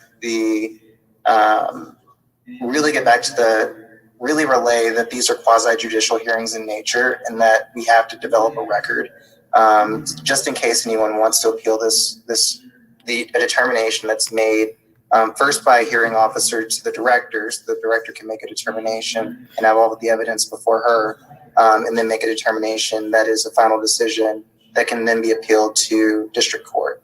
And then the district court can have all of the information, all the records available to them to make a determination as to whether or not that decision was lawful. So yes, we borrowed language from other provisions in the code. And then the other piece of that was the subpoena information, and we essentially updated that language. It's substantially the same. We just changed a few of the terms just because it's very legalese. And a lot of these provisions were written 50 years ago, so we thought we could be a little bit shorter. But those provisions are substantially the same as what we have for administrative citations that give hearing officers, and in this case, the director the ability to issue subpoenas to compel the presentation of documents or witnesses, and if they don't, if a person is unable to submit those documents, or if they don't comply with the subpoena, that would be unlawful. And that's the same thing as any administrative citation subpoena that we issue for an administrative citation hearing. Awesome. I really appreciate it. I assumed, and I said in my email response, that I assumed that it was just a drafting thing and that you were taking it from, or reflecting other areas of the law or other areas of our code, but I just wanted to confirm that with you. So thank you so much for that explanation. That was really thorough, and I really appreciate that. Thank you. Thanks, Madam President. Thank you, Councilwoman Sawyer and Reggie and Molly and Sky. The next item up is Council Bill 1216. Councilmember Cashman, will you please put Bill 1216 on the floor for publication? Yes, Madam President, I move that Council Bill 20-1216 be ordered published. Thank you. It has been moved. Thank you for the second. How you doing? Questions or comments by members of council? Councilmember Sadabaca? Go ahead and grab Thank you, Madam President. Just wanted to go on record as a no. Amuse yourself. All right. Is anyone going to recognize you Thank without your shirt you. Not seeing any other hands raised. Madam Secretary, roll call, please. Sadabaca. So far, they have, oh God. No. Clark. Aye. Surprised Sadabaca's not here in person. She doesn't feel well. Aye. Herndon. Aye. Aye. Aye. Cashman. Aye. Jimmy. Aye. Ortega. Aye. Aye. Sandoval. Aye. Sawyer. Aye. Torres. Aye. Black. Aye. Madam President. Aye. Madam Secretary, close the voting and announce results. 1 nay, 12 ayes. 12 ayes. Council Bill 1216 has been ordered published. The next item up is Council Bill 1138. Councilmember Cashman, will you please put Bill 1138 on the floor for publication? Yes, Madam President, I move that Council Bill 20-1138 be ordered published. Thank you. It has been moved. Can I get a second? Second.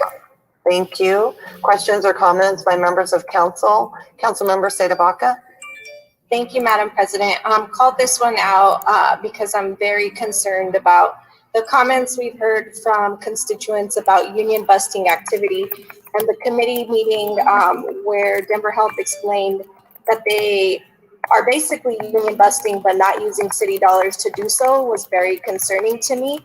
I appreciate Councilwoman Sandoval calling it out for a public hearing, but I would like to see them go back and do a little more work to assure us that there's no union busting going on in an organization that we fund, whether it's coming out of our dollars or their own. And so I am a no on this one this evening. 1216 is about Denver Health.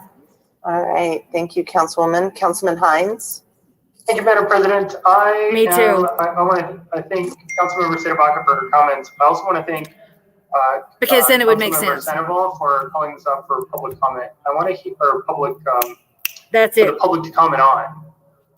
That is public comment. Anyway, I want to hear what the public has to say. I want to hear from the folks next week, and I would ask folks, my colleagues, to say yes tonight so that we do give the public an opportunity to have their voice heard. Thank you, Madam President. Thank you, Councilman Hines. Seeing no other hands raised, Madam Secretary, roll call.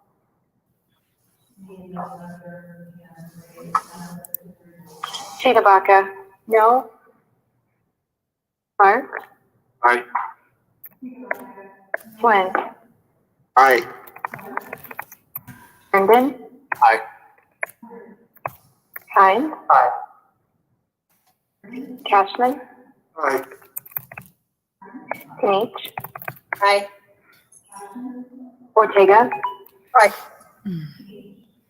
Sandoval, Aye. Sawyer, Aye. Torres, Aye. Black. Aye. Madam President. Aye. Madam Secretary, close the voting and announce results. 1 nay, 12 ayes. 12 ayes. Council Bill 1138 has been ordered published. The next item up is Council Bill 1159. Councilmember Cashman, will you please put Bill 1159 on the floor for publication? Yes, Madam President, I move that Council Bill 20-1159 be published. Thank you. It has been moved and seconded. Second. Thank you. Councilmember Seda-Baca, your motion to postpone. Thank you, Madam President. I move that publication of Council Bill 20-1159 be postponed to Monday, February 8th. All right, thank you. It has been moved, and may I get a second? Second. Thank you. Questions or comments by members of council?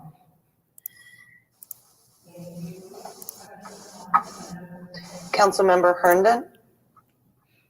Madam President, I didn't know if Councilwoman Seda-Baca wanted to list her reasoning for the postponement. I wanted to hear that first. If I bet she did. Perfect, great. Herndon. I looked up and saw your hand raised. So Councilmember Seda-Baca, go ahead and share with us why.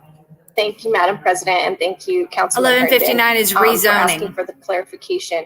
On our last opportunity to hear about this proposed rezoning, I was under the impression that they had worked with the neighborhood group, while the neighborhood coalition of several groups. And it came to my attention before this evening's vote that there has not been good faith negotiations. I believe that there might be a representative on the phone call listed as Alfonso Espino, if we have any questions regarding their meeting. I am asking to postpone it past the holidays to make sure that we give them ample time to come together and figure out a resolution to what feels like major disagreements that could lead to another voting down of their rezoning. I would like to see them put a little more work into meeting the community needs. All right, thank you, Councilwoman Seda-Baca. Councilman Herndon, did you have a follow-up question? Yes, Madam President. I'd like to know if Nate Lucero has been promoted. And while Nate is coming up, this is, for rezonings, it's quasi-judicial. So council members are not allowed to make a public weighing in on this until we have the public hearing. By requesting a delay that's not coming from the applicant, because as Councilwoman Seda-Baca feels there hasn't been enough community outreach, I feel as if that's being done, which would be in essence against what our charges. And I just wanted that, and I'm curious too about the timeline for rezonings, because this is something at my time on Ludi that I cannot remember happening. So Nate, anything to add, or just correct me if I just said something incorrect? Good evening, members of the council. Thank you, Councilman Herndon. So it sounds like to me the reason the postponement is being requested is so that the applicant can continue to work with the neighborhood. And Or could start working with the neighborhood. Isn't something that we're going to find within the review criteria, which council is charged with reviewing for rezonings. And it would seem appropriate that since this application was deemed to have sufficient information to move forward to the full council, that a public hearing on this matter, on the merits, should be had. But it's certainly within this council's discretion to postpone it if they find an adequate reason for the postponement. So, Nate, if I heard you correctly, if the applicant wishes for it, we can certainly grant it. That has happened before. And Councilwoman Sadovak, is the applicant requesting this delay, or is it? No, actually the community organizations that had set up a time to meet or was trying to meet with the applicant, they made the request. And they made the request because the public hearing is on December 14th, which only leaves them about a week or two to come together with Thanksgiving coming up. And that is a challenge with multiple RNOs who are part of a coalition. So we were just asking to skip over the holidays and give us some time to be able to pull them all together. Thank you, Councilwoman. Is the applicant here today? We do, I believe, have the applicant in the attendees, and we can go ahead and promote them, but I want Why would we listen to the neighborhood? Don't bother postponing. We have no intention of talking to the neighborhood. Since this is quasi-judicial, and that we might be hearing from the applicant outside of the hearing. Yes, and Council President, I'm not weighing in on the merits of the case. I just wanted to, because I believe a property owner has a right to be heard before the full council, and so I was just going to ask the applicant if they're wanted to request a delay. That was my only question, Madam President. Oh, thank you so much for that clarification, I just wanted to put that out there in case Nate had any issues with it, and so I'm fine promoting the property owner in to answer that question, Councilman. I think that was Chase or Alfonso. I think we've got him in. Okay. Yes, thank you, Council President Gilmore, Councilman Herndon. I'm Chase Hill with Cypress, the developer of the proposed rezone. We are not requesting an extension. Okay. If I can speak to the community outreach, I'm happy to, but Chase, I would respectfully, I would ask that we just wait until the public hearing, as that's when council should hear all of that. So I appreciate it. Okay. So colleagues, I would vote no. I believe a property owner has, or an applicant has a right to have their case heard before the full council. If we feel in the public hearing a month from now that there was an effective community outreach, we should vote it down no. But to delay, I think would be inappropriate. So I'll be voting no. Thank you, Madam President. Thank you, Councilman Herndon. Councilwoman Black. Thank you, Madam President. My questions were answered. Thank you. All right. Councilwoman Ortega. Thank you, Madam President. I just wanted to ask Councilwoman Sedibaka if you had facilitated a meeting between the developer and the community. In your role as a council person, you can bring both sides together, before the application gets filed to try to, work some of those issues out. And is there a reason why it wasn't, some of these things weren't brought up at the time that it came to committee? We were our office was under the impression that they had worked it all out, and then we got notification today from the community that they were requesting an extension because there was not resolution. That's right. We did not facilitate that meeting. We are happy to try and facilitate if we were able to get an extension, but we did not facilitate the previous meeting. And normally once it's filed, it's not appropriate to do that. It's before the filing that it's very appropriate to do that. So that's what I was trying to clarify. right? And this is round 2 for them. So this is a persistent issue with their developments. We were not involved before the filing or after the filing in convening the meeting. But if we get an extension, we will absolutely try to make sure that we help convene. Thank you. Thank you, Madam President. Thank you, Councilwoman Ortega. Councilman Flynn. Thank you, Madam President. I want to follow up on what Nate Lucero was talking about in response to Councilman Herndon, and suggest that this hearing is still a month away, 4 weeks away, even though Thanksgiving Day is next week. There's still a month's time for the community and the owner and applicant to talk. And I would suggest that delaying this for 3 months might have the effect of taking pressure off, as opposed to having a hearing a month from now, keeping pressure on when this hearing comes up in December. We always have the option of extending it at that point. That's what I'm saying. So I would vote no on the postponement at this time, but be open to it later. Thank you. All right. Fuck you, Flynn. Thank you, Councilman Flynn. You. Madam Secretary, roll call on the postponement. They don't. They work for developers because we haven't been doing our job and showing up. Sita Baca, Yes. Clark, No. Fuck you. Flynn, No. Fuck you. Herndon, No. Fuck you. Hines, No. Fuck you, Hines. Cashman, God. No. Kinich, No. Ortega, No. Fuck you. Sandoval, no. Fuck you. Sawyer, No. Fuck you. Torres, No. Fuck you. Black, No. Fuck you. Madam President. We need black people on the council, y'all. No. Madam Secretary, close the voting and announce the results. 1 aye, 12 nays. 1 aye, 12 nays. The postponement has failed.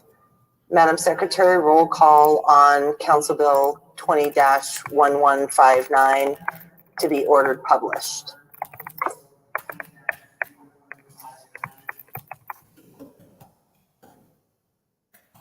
Black,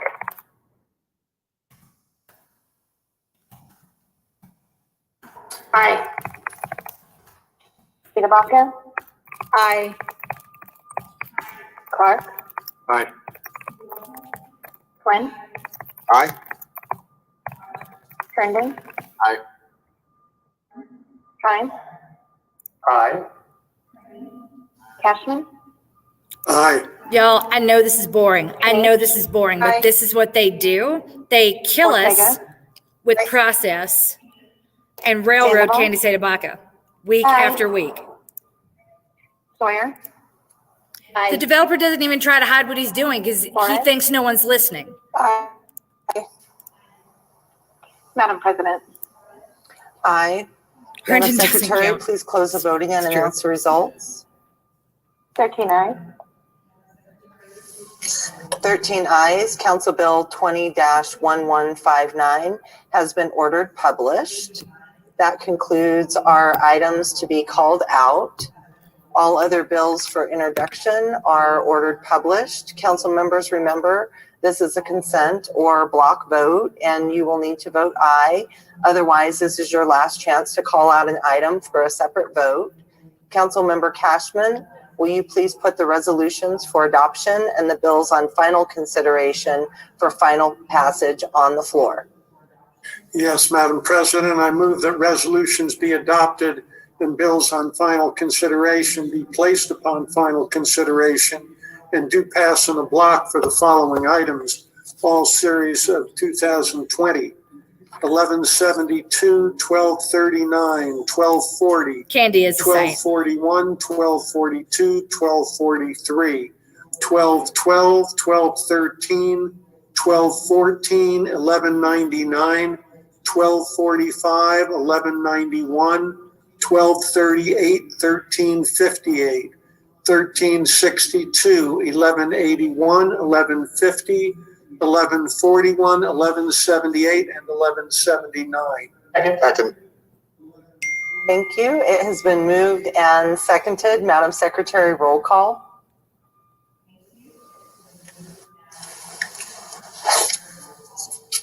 Black. Aye. Cedabaca. Aye. Clark. Aye. Flynn. Aye. Herndon. Aye. Hine. Aye. Cashman. Aye. Kinich. Aye. Ortega. Aye. Sandoval. Aye. Sawyer. Aye. Torres. Aye. Madam President. Aye. Madam Secretary, close the voting and announce the results. 13 ayes. 13 ayes. The resolutions have been adopted and the bills have been placed upon final consideration and do pass. Tonight, there will be a 1-hour courtesy public hearing on Council Bill 1132, approving and accepting the East Area Plan, which plan shall become part of the Comprehensive Plan 2040 for the City and County of Denver, pursuant to the provisions of Section 12-61 It would be nice. of the Denver Revised Municipal Code. But that means we got to show up and Anyone push wishing back to speak hard. on this matter And we can't just must do it in go emails. We online got to to do it in sign up emails during and the we've got to do it recess of publicly. council. If there are no objections from members of council, we're going to take a about 15-minute recess. Council members, please remember to turn off your cameras and mute your microphones, and we will return at 7:05 p.m. Now, before you guys go anyway, remember that there is an input session tonight, and if you want to speak, now is the time to register for it. If you're here and you want to speak, might as well. I say you can sign up on that little iPad over there and then go give your, yeah, I get it. And then you can talk in that room when it's time for the public input. And you don't have to talk about the bill at all. There's an iPad in the corner next to the fire extinguisher. Yeah. Might be fun to point out that, there are unhoused people staring at a manger, which is weird. They could build a fucking manger, but they claim they don't have money for temporary shelters for the homeless for the winter. It's a little strange. Yeah, this is the same developer, and they still have a lot of public opposition. Yes, we can talk about our houseless, our unhoused. You can talk about whatever the fuck you want. Find the link.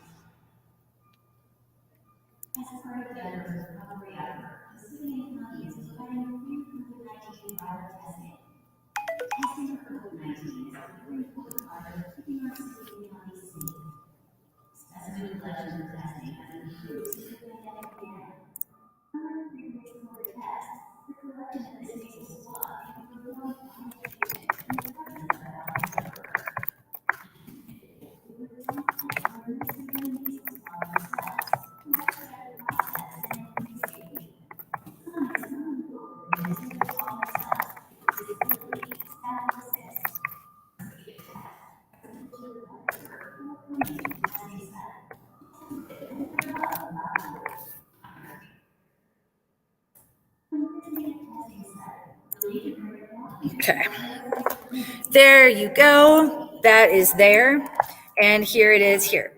So that link I just put up, you click that now and you've got 10 minutes or 15 minutes now during this recess. You can sign up for public input and you can say whatever the fuck you want. Like, technically they're talking about this East Area Plan, but you can click that link, sign up, say whatever you want. Anybody ever stopped you from talking once you got started? Yeah. Man, they even shot at you and couldn't get you to shut up. It was great. It made me proud. One heck of a day. Do you register? No. The iPad's locked. It's locked. Yeah, the password. What? So knock on the door. I'll fix that.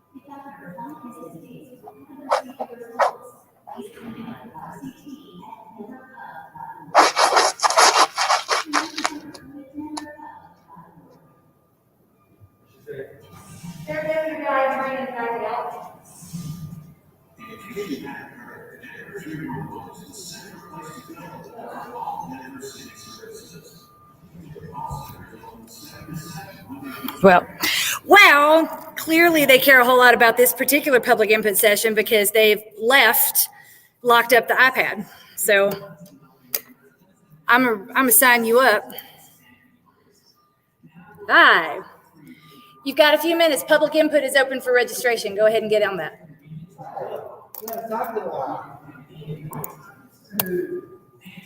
Other comments, which one?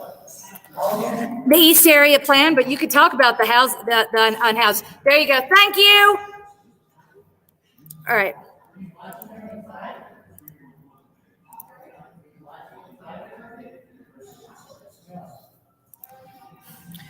Cut the plastics here. Got some other friends here. It's gonna be fun. Yeah, fake baby Jesus totally needed a place to sleep right in front of our unhoused community. It's so gross. The irony of manger that provided shelter to people in need, now stealing space from real people. It's true. Did you see that, by the way? The big manger that they constructed on the Capitol steps? They say they can't build structures for the homeless, but somehow they've got the wood not just for the Christmas market that's coming up, but also to build a fucking manger on the steps of the Capitol here. It's so stupid. The what?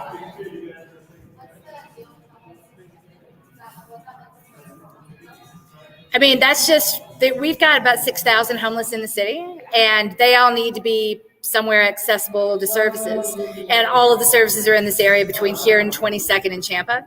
And so this is where they sleep, and all the city does is sweep them over and over and over again. We've wasted millions, like close to $6 million so far on sweeps this year, instead of like providing a long-term solution. We could have done a lot with $6 million in a pandemic. And I don't want to think about how much it costs to build that goddamn manger either. Yeah.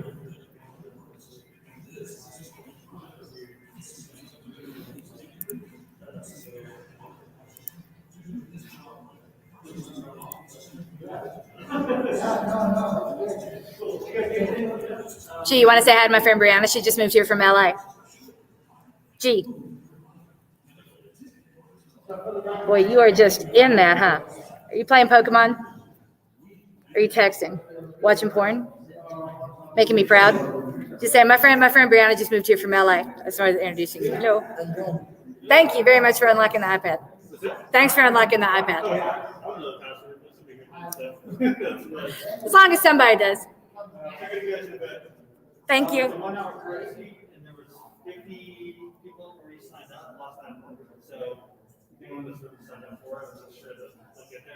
Okay. I mean, we got the Karen translation, so. 7 million speakers. It's actually not a single language. I lived in Burma. It's a racist reference to a collection of languages that are not linguistically connected and people that are in no way culturally connected either. I'm sure everyone did after I started calling it out.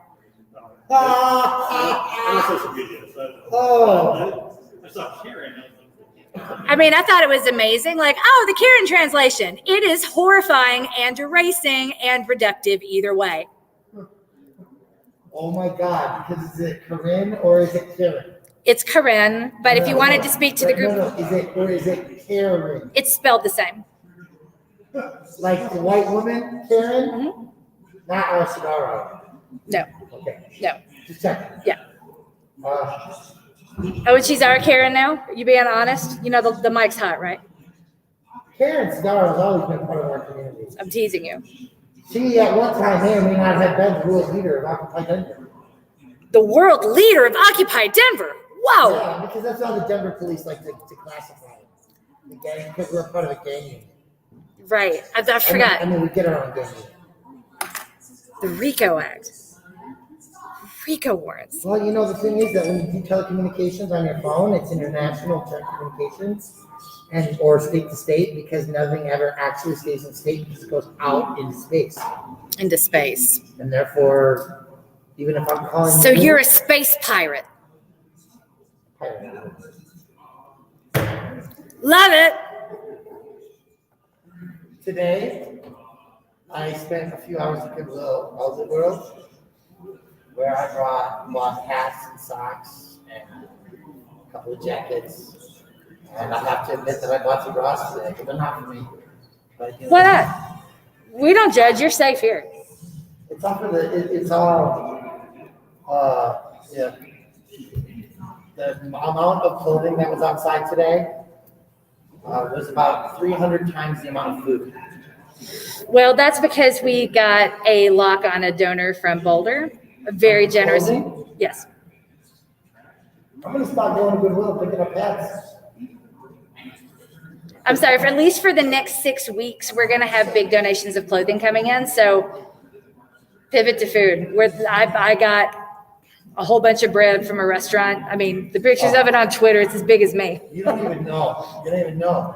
12th and Mariposa. Outside of the sweeps, people want to volunteer this week. We're making 350 Thanksgiving turkey boxes. Oh, fun. So it's the 12th and Mariposa. The Denver Inner City Parish. Denver Inner City Parish is making 350 Thanksgiving turkey boxes. And if you need a turkey box, Saturday is the day to come get one. And if you need a turkey box, Saturday is the day to come and get it. Yay. I did tell somebody about the eclipse I caused. They I hope really so. enjoyed it and asked me to come over. Good. Get you out of that group house. Good for your soul. Yeah. I know, it's been a rough year. All we got's our laughter, right?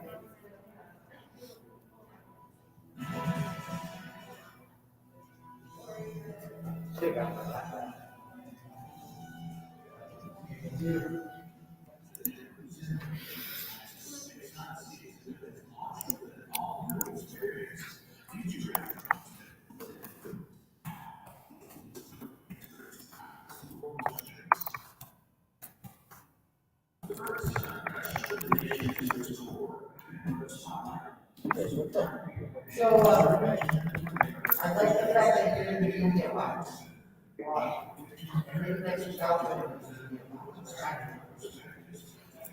What you say this like I don't belong here? Versus the mediator versus like. Oh no, I don't want to be there. When you're sitting there, you can't say fuck you, and you got to listen. And I don't do either of those things. I might say fuck from there. I mean, I say fuck you frequently, but when you're in that seat, like you've got to not. And that's the thing. Fuck restraint. No, I think that's the word fuck should be said. They're paying for me to say the word fuck. Oh, I agree. So I think, I took my attorney, I went to 300 public bathrooms in the city of Denver 24/7. We really do. And I would take no money for saying the word fuck, we'll get arrested for it. If the 24/7 public access. No one makes a deal like you do, Brian. Chief negotiator of the city. Think about all the money we would save related to food law from families. I don't disagree. Every time I went out, I might be encouraged to Walmart. It's like there was just like a bathroom available wherever I want. Well, I mean, there is a bathroom available wherever you want. You just got to be willing to use it. I was stepping over piles of human poop around the Capitol this weekend when I went for my run. I was like, thanks, city. Hey, did you see all the flood truckers that were out this last weekend? Oh yeah, I was there live streaming and you saw me. We talked. I talked about how your dick is so big it blocks the blood to your brain and tried to explain it when you couldn't put that sentence together. Well, it does that too. Depends on which direction you're pointing. Did you watch that last since I saw you last, or do you just have fun with them? Do I watch what? That was a mess we had on Saturday. The mess that I made. I make messes? You have a dozen of them? Huh. I don't answer questions today.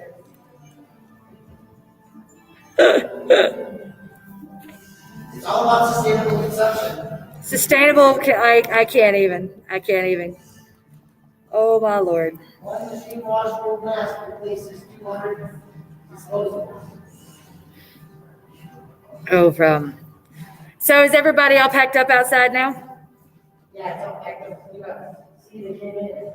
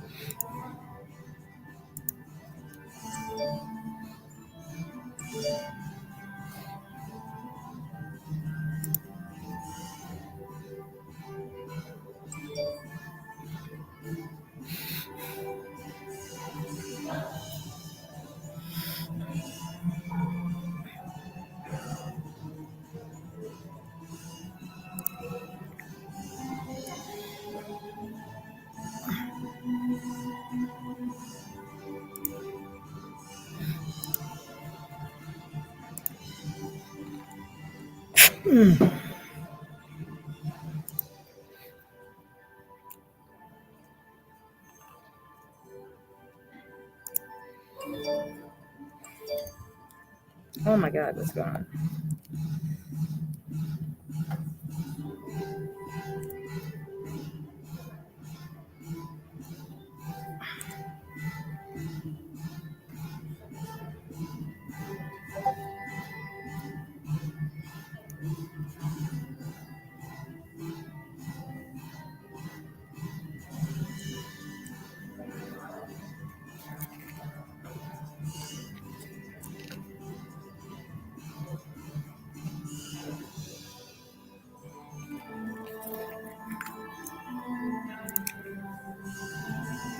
Yes, the sun blocker is in the house. Someone just commented on it. What?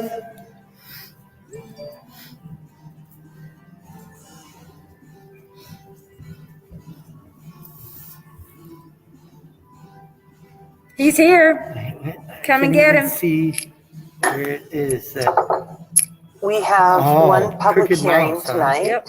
Speakers should begin their remarks by telling council their names and cities of residence. And if they feel comfortable doing so their home addresses. When called upon, please wait until our meeting host promotes you to speaker. When you're promoted, your screen will flash and say reconnecting to meeting. Please do not leave the meeting. You will be reconnected and will need to turn on your camera if you have one and your microphone. If you signed up to answer questions only, please state your name and note that you're available for questions. Speakers will have 3 minutes. There's no yielding of time. If translation is needed, you'll be given an additional 3 minutes for your comments to be interpreted. You will see your time flash on the screen when you have 30 seconds left. Speakers must stay on the topic of the hearing and must direct your comments to the council members. Please refrain from profane or obscene speech. Direct your comments to council as a whole, and please refrain from individual or personal attacks. And we have our public hearing guidelines up on the screen. And I do need to make an announcement. We right now have Spanish and Karen translation services, but unfortunately Aramaic and Burmese are not working right at this point. Of course they're not. With Zoom. Of course you are. Aramaic and Burmese, but we do have Spanish and Karen, and we're continuing to try to address that. And so we appreciate folks' patience. It's correct. Councilmember Cashman, will you please put Council Bill Karen's got to call in. 1132 on the floor for passage, please? Yes, Madam President, I move that Council Bill 20-1132 be placed upon final consideration and do pass. Second. Thank you. It has been moved and seconded. Councilmember Sawyer, your motion to amend. Thank you, Madam President. The purpose of this amendment is to amend the East Area Plan. The amended clerk file number in the bill refers to an amended East Area Plan. This amended plan adds a sentence to policy L6 on page 39. Oh, sorry, hold on, I messed up. I gotta read the actual part first. I move that Council Bill 20-1132 be amended in the following particulars. That on page 1, line 32, strike, quote, 20200094. Yeah, I know it's not ideal, but there usually isn't anybody in here, so and replace we turn it with, down. quote, 20200094. It's worse when I'm over there. It's not quite as bad when I'm over here. Second. Thank you. We can turn it. They still got the remote. Do you have the remote? Go ahead. Sorry. Oh, no, go ahead, Council. Okay. Councilwoman. Thanks. So thank you, Council President. The purpose of this amendment is to amend the East Area Plan. The amended clerk file number in the bill refers to an amended East Area Plan. So that's the A. The amended plan adds a sentence to policy L6 on page 39. Thank you. Regarding zoning and regulation recommendations to ensure the plan area neighborhoods are inclusive places by integrating missing middle housing and appropriate locations. The added sentence states, quote, single unit areas should remain primarily single unit, end quote. Madam President, do you want to do questions and comments? How would you like to do the next part of this? Thank you, Councilwoman Sawyer. And we're going to go ahead and we'll have the staff report. Great. And we'll open up the hearing, and then we'll go ahead and have questions and comments after we get the presentation. Perfect. Thanks so much. All right. Wonderful. I am getting back to my place. My system refreshed here, and so just need to get back to where we're at. All right, seeing no other questions or comments, the 1 hour courtesy public hearing for Council Bill 20-1132 is open. Speakers may address the bill as well as the amendment. After the public hearing, Council will vote on the amendment and then on the bill separately. May we go ahead and have a staff report? And I see you're already in and ready to go, Liz. Go ahead, please. Good evening. I'm Liz Weigel with Community Planning and Development. I'm going to give the staff presentation, but I think our Executive Director, Laura Eldrede, wanted to give some opening remarks first, so I'll turn it over to her. Thanks, Liz. I'm not sure. Can people see me? Mm-hmm. Go ahead, Laura. Okay, I didn't know if I was promoted yet. Thank you. Well, good evening, and thank you, Madam President. Thank you, council members. I'm proud to introduce the East Area Plan to council this evening for consideration. I also want to thank all the residents and businesses of Denver, particularly of the East Area, Colfax, that participated in this project, in this process. Engagement is one of our communities, in our communities is incredibly important to realizing this future vision of our neighborhoods and the great city that we live in.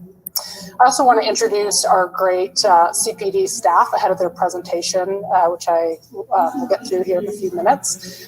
But just want to take a minute to preview what you're going to hear this evening, both from staff and from the community. First, you're going to hear about the dire need for affordable housing and about concerns about displacement, both for families and for local business. We agree with the community that the need is urgent, especially in the wake of this pandemic.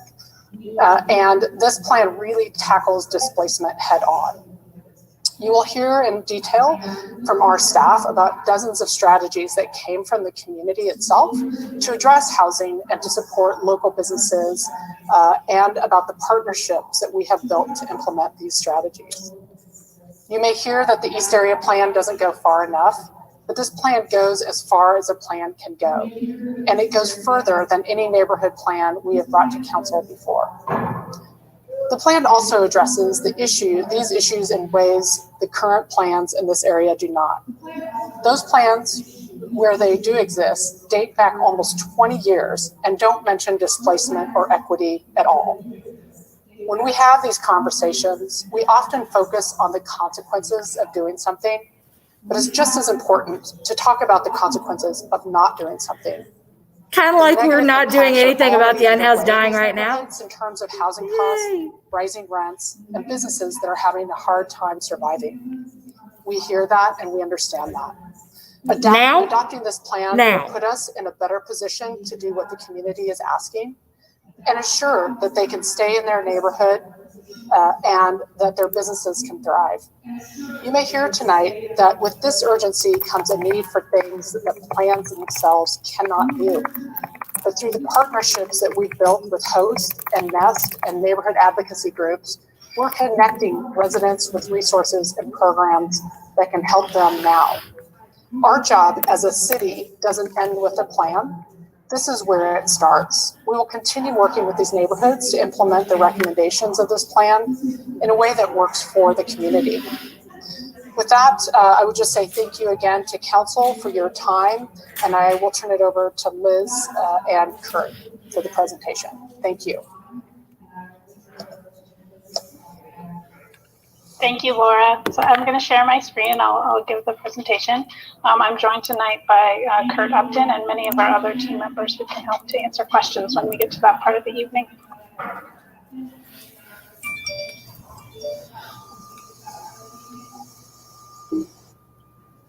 So tonight's presentation, I'll go over the plan structure and also give you some background, and then I'll review the 3 criteria that City Council is charged with reviewing in adopting the East Area Plan as a supplement to the comprehensive plan.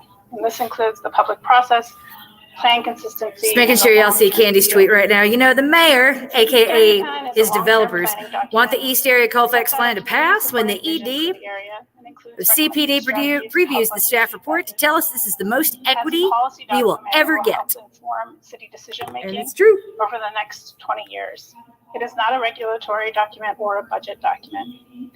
The East Area Plan covers 4 statistical neighborhoods between Colorado and Yosemite along Colfax Avenue. This includes South Park Hill, Hale, Montclair, and East Colfax.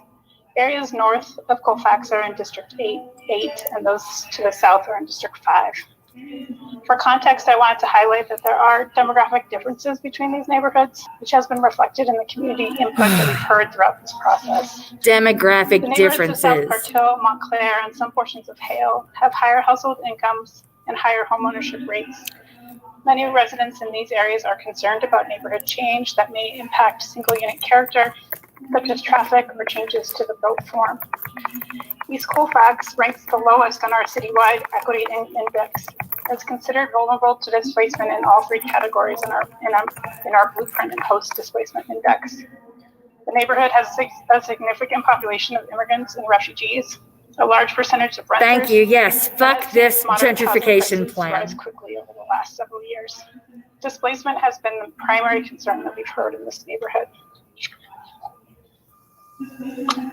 As Laura mentioned, a major theme of the neighborhood plan and community engagement has been around displacement and equity. And the plan's top priority is stabilizing existing residents and businesses. As we all know, these are issues we are grappling with citywide, and equity is a central goal of our citywide plans. Displacement is happening throughout the city in places where development is happening and places where it isn't. With a neighborhood plan, we have a chance to help guide that change and integrate and to put anti-displacement strategies. The focus has taken two roles in the East Area Plan. One is to integrate anti-displacement and equity through all parts of the plan. As opposed to our existing adopted plans in these areas that don't speak to displacement, the East Area Plan makes anti-displacement a top priority and includes over 27 policies that directly address displacement. Like what and how? This has gone further than we have before in any neighborhood plan and includes a number of strategies grouped under policies such as stabilizing residents, creating new affordable housing, protecting small businesses and reducing barriers to jobs and new business opportunities, ensuring that the community benefits from change and new development in the coming years, and supporting community organizing. I would love to see how you intend to implement that. With the neighborhood plan, Neighborhood watch is not organizing, motherfucker. On top of that plan focus, we recognize, particularly with the added stresses of the pandemic, that the need for immediate action is critical. As part of this process, we put together an interdepartmental team to work with the community, particularly the East Colfax neighborhood, to address those issues now. These include things like connecting residents and businesses with legal and housing assistance and connecting them to COVID resources. The partnerships with other departments such as Nest, Dido, and Host are things we didn't have in the past with neighborhood plans. I think we all know that change is happening and will continue to happen. Plans give us that opportunity to work with residents, local businesses, nonprofits, and service providers to set goals for our future and make sure that development works in a way that works better for our neighborhoods. So I'll go over the plan structure and content. Overall, we have an introduction, and then we have area-wide recommendations, which really apply throughout the East Area, and then we also have neighborhood-specific recommendations. In addition, we have recommendations for the Colfax corridor itself and an implementation section to go with the plan. The plan is organized, and one of our first steps in the planning process around 6 vision elements. And we started with the vision elements that you find in the comprehensive plan, and we added more detail and specificity for the East Area. The plan also speaks to the equity concepts that you find in Blueprint Denver, including access to opportunity, vulnerability, displacement, and jobs and housing diversity. And these are implemented throughout the plan in our recommendations, and we also summarize them in the beginning of the plan. So I will highlight some of the priority recommendations in the plan. The first, as I have already mentioned, is helping residents and businesses stay in the community long term.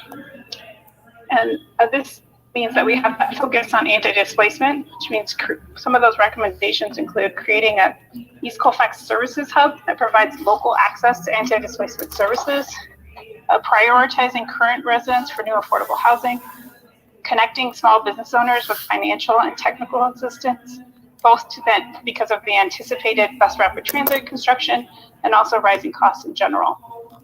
The image on this slide shows a renovated building along East Colfax with small businesses staying in place and continuing to serve the community. Our second priority is ensuring that the East Area remains an inclusive place in the future by increasing affordable housing options using all available methods. Today, 1/3 of East Area residents are cost burdened, which means they're spending more than 30% of their income on housing. And we calculated that we're short at least 1,400 units of affordable housing. Only 1,400? More housing near bus rapid transit stops along Colfax, using zoning, tax credits, partnerships, and direct investment. And strategically recommends putting that new housing near transit where residents can take advantage of great access along Colfax, which connects them to jobs and amenities from downtown to Anschutz. The 15 and 15L are already among the highest ridership lines in our system, and they will only be improved with the planned bus rapid transit project. In addition, we want to make sure that new development and change that is expected helps achieve community priorities. Therefore, the plan recommends only allowing increased height along Colfax with the provision of community benefits, with affordable housing being that primary benefit. The plan also recommends adding more diverse housing options in residential neighborhoods so that there's room for all types of households to live in these great East Area neighborhoods. This rendering shows a new building along Colfax that achieves 5 stories in height by providing affordable housing. Our next priority recommendation is making Colfax Avenue a street that brings the East Area's diverse community together. This includes making it easier to reuse existing buildings Eleanor, and build small-scale development, creating new rules for high-quality design and ensuring that buildings transition appropriately to adjacent homes, improving the streetscape to be more comfortable and safe, and growing the corridor's independent and diverse cultural identity by establishing an international cultural district. Next, the plan prioritizes celebrating the architectural history of East Area neighborhoods by encouraging the preservation of existing homes and requiring complementary design of new housing. This includes updating our standards to ensure new housing fits in better and creating requirements to preserve older homes when new housing options are added. The plan also recommends preserving trees and landscaped areas, creating new parks and gathering spaces, and using green approaches to stormwater management. This can help make the East Area safe from flooding, healthier, and more climate resilient. The plan supports increasing tree canopy, particularly in commercial areas where it's lacking today. It recommends increased permeability and stormwater management, and ensuring we have park access within a 10-minute walk for all residents. This rendering shows a potential new park in the Mayfair Town Center area. This is one area where there's potential to add a community park that can help address the walkable access, particularly in South Park Hill and Montclair. It is also in an area with significant flooding, and new stormwater management can help address this issue. The rendering also shows the preservation of existing businesses, including grocery stores, new housing options, and shared parking. This is an illustration of one concept. The plan recommends additional community engagement around a specific plan should a property owner in the area be interested in redeveloping at some point. Our last priority recommendation is to stabilize and reduce pollution by making streets safer and more convenient for walking, bicycling, and using transit. Some of these recommendations included making some of our east-west major arterials safer to cross and travel, and slowing vehicle speeds with traffic calming near schools, parks, and other community gathering areas. This rendering shows one of the one-way arterials in East being slowed down with intersection improvements. The planning board approved the plan by a vote of 6-3 on October 7th, 2020, with 2 conditions. One, that the document be edited for clarity and correctness. And the second was to delete a recommendation in L6A1, which read that single unit areas should remain primarily single unit. This edit has been made to the plan and is included in the draft before council tonight. There were 37 speakers at the hearing, with 15 in favor and 22 against. Primary issues raised included displacement and the addition of housing options to neighborhoods. I will now review the City Council criteria for review. So our Comprehensive Plan 2040 calls out that when evaluating plans to be adopted as supplements, both Planning Board and City Council should consider the following criteria: that an inclusive community process was used to develop the plan, that the plan is consistent with the vision, goals, and strategies of Comprehensive Plan 2040, and that the plan demonstrates a long-term view. I'll first cover the inclusive community process criteria. Planning process began in July 2017 and has been in progress for over 3 years.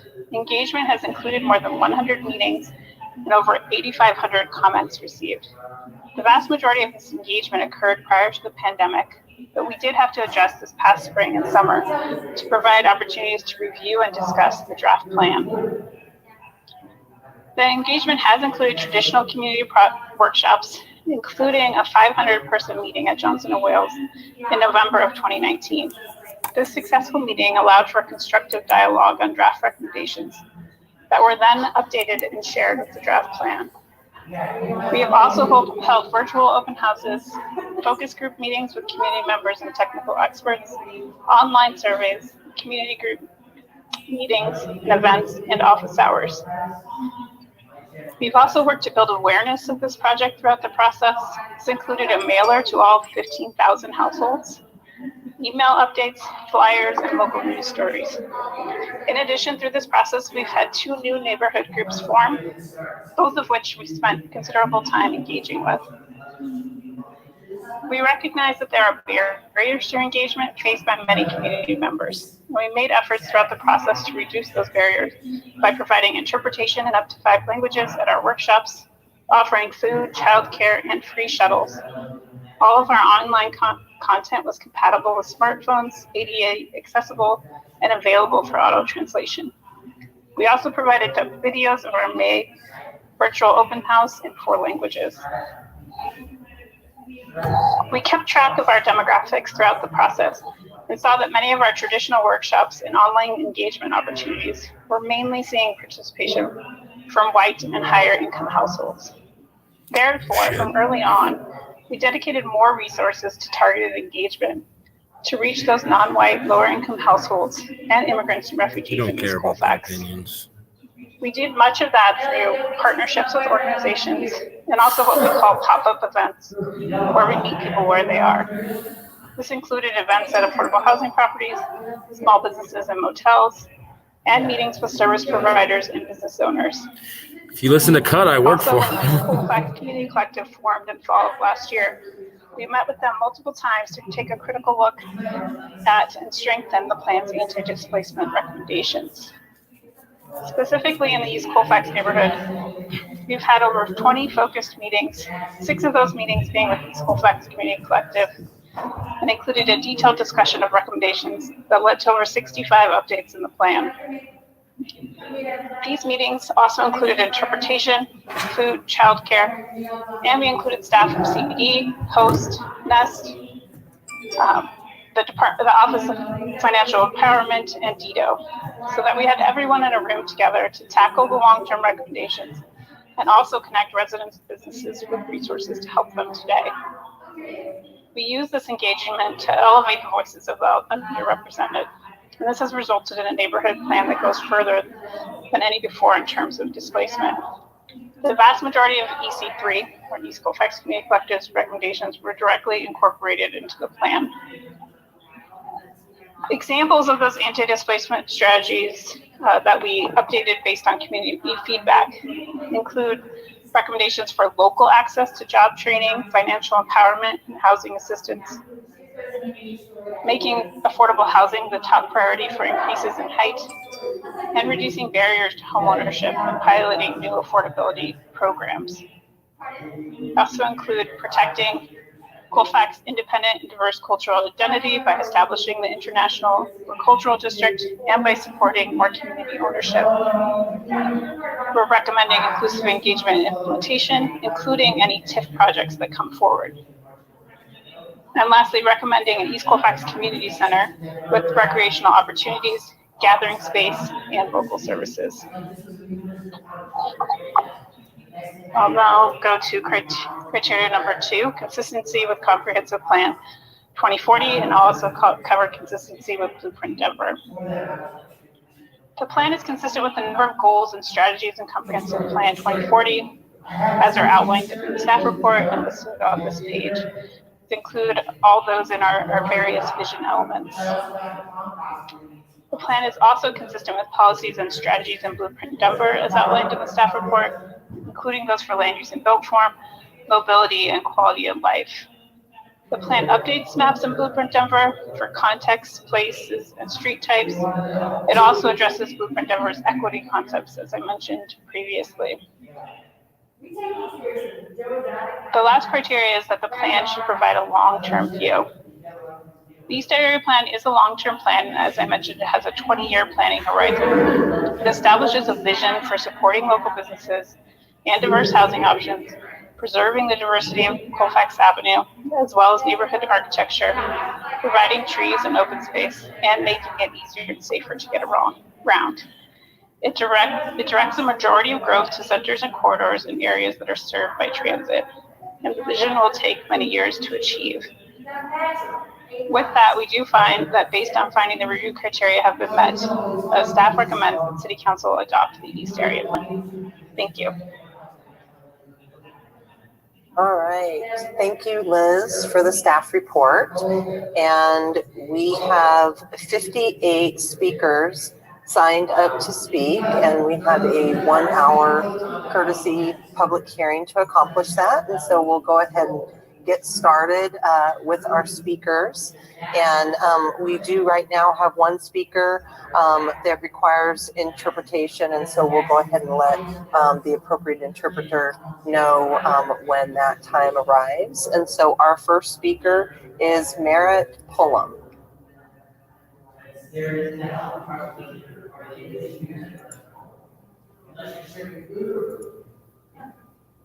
Well, that's one of the reasons I really everywhere, because I just wait for someone to be like, and then can't, and then I'm like, okay, I should sit secure. As we get Merritt moved into the panelists here, we are alternating speakers for and against, and so just want to also remind speakers to please share with us your name and your city of residence if you feel comfortable doing that. And so we'll go ahead and start with you, Merritt. Go ahead, please. Hello, good evening. Thank you. My name is Merritt Pullum, and I live near 10th and Leiden Street in the Mayfair neighborhood. I've called Colorado home for more than 39 years. My civic experience includes former president of Mayfair Neighbors Incorporated, Denver Wright, Denver Muse Transit Task Force, the Upper Montclair Stormwater Basin Study, and the BRT Task Force. Former Councilwoman Sussman appointed me to the East Area Plan Steering Committee, and her and Councilman Herndon nominated me to chair the committee. Developing recommendations for this plan was not a simple task. We have neighbors and businesses that depend on a solid vision for the future. My goal was to help deliver the best plan possible so that our kids and neighbors have the best opportunity to thrive. I wish to say thank you to my fellow steering committee members, current and former city council members, community planning and development staff, the consultants hired to help and give input, Denver East Neighborhoods First Unite, and the East Colfax Community Collective, and all the RNOs in our neighborhoods, and to our neighbors and business owners who live, work, or rent in our area. The time you spent attending meetings, sending emails, or inputting comments on various drafts was valuable and appreciated. Our goal was to create the most equitable neighborhood plan. The steering committee dug deep and shared experiences that benefited the vision. I learned so much more about myself, my neighbors, and the city than I ever expected. We identified early on that the steering committee was not the most diverse group and that we were not reaching everyone in our community. I'm proud of the work CPD, the consultants, city council, and the steering committee did to expand our reach and spark conversations with those who felt like they were not being heard. Direct mailers, focus groups, community forums, and most importantly, time was added to the plan. It was important to do better, and I believe we did. The steering committee started with 14 and ended with 9 voting members. We voted 8-1 to advance our recommendations to the Denver Planning Board. I believe this is a strong indication of consensus. Not everyone was able to get everything they wanted in the plan. We had to compromise and realize that maybe what one or many of us thought was a good idea was not actually something that fit our community. Throughout the past 3 years, various neighbors and organizations were able to challenge our thoughts and ideas, which in turn allowed us to rethink our ideas and make our recommendations stronger and relatable to our community. We all want safety, security, great parks, reliable transit options, and access to entertainment. What we need more of is better food access for everyone, affordable housing, job security, and better education for all. Can you hear me? Yes. Oh, sorry. Go ahead, Merritt. That was one of our translators. Go ahead. My apologies. I constantly thought about how my children will see the plan's impacts 20 years from now. What will be their Denver? Do we capture what our neighbors and small businesses need to thrive? I am proud of this plan and the volunteer steering committee members I had the pleasure to work with. I asked that City Council approve the East Area Plan. I also challenged City Council as well as CPD to not only approve this plan. That's the time we have, Merritt. Thank you. No worries. All right. Our next speaker is Brendan Green.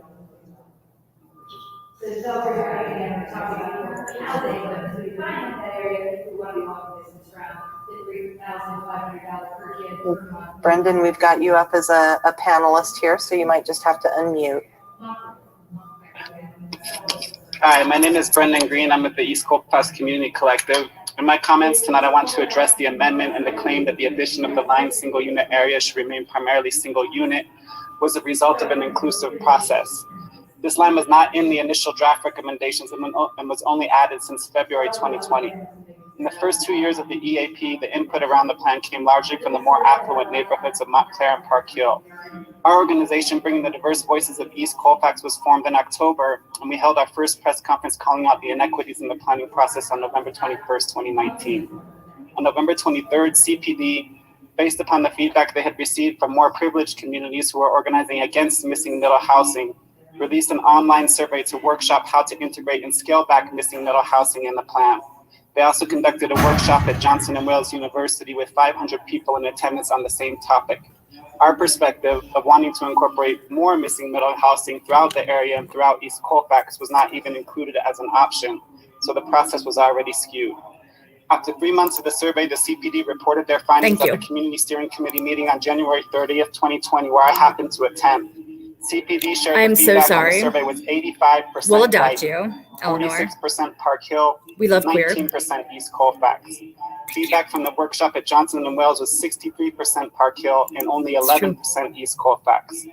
Based upon this completely inequitable 3-month engagement process, CPD amounts the addition of the line single unit areas should remain primarily single unit, and received universal feedback from all but one steering committee member that this worked against anti-displacement goals in the plan. We want to be clear, this was not initially in the plan recommendations. It was added after CPD received feedback from a very specific community, released a skewed survey that did not have all perspectives included, received very skewed feedback that was not racially representative or reflective of all of our neighborhoods, and then made a fundamental shift to the plan that significantly altered its direction. The planning board was right in removing the sentence and acknowledging how it works against citywide goals, and we ask that you oppose this amendment for this reason and the fact that it was added after a process that was not inclusive. Additionally, the East Colfax Community Collective stands in opposition to the plan as a whole because we do not feel the full plan reflects our voice and input. Since we began to engage in January after more than 3 months of analyzing the plan, we have acted in good faith and achieved 65 additions to this plan. But imagine what the plan would have looked like if we had this level of engagement from the beginning.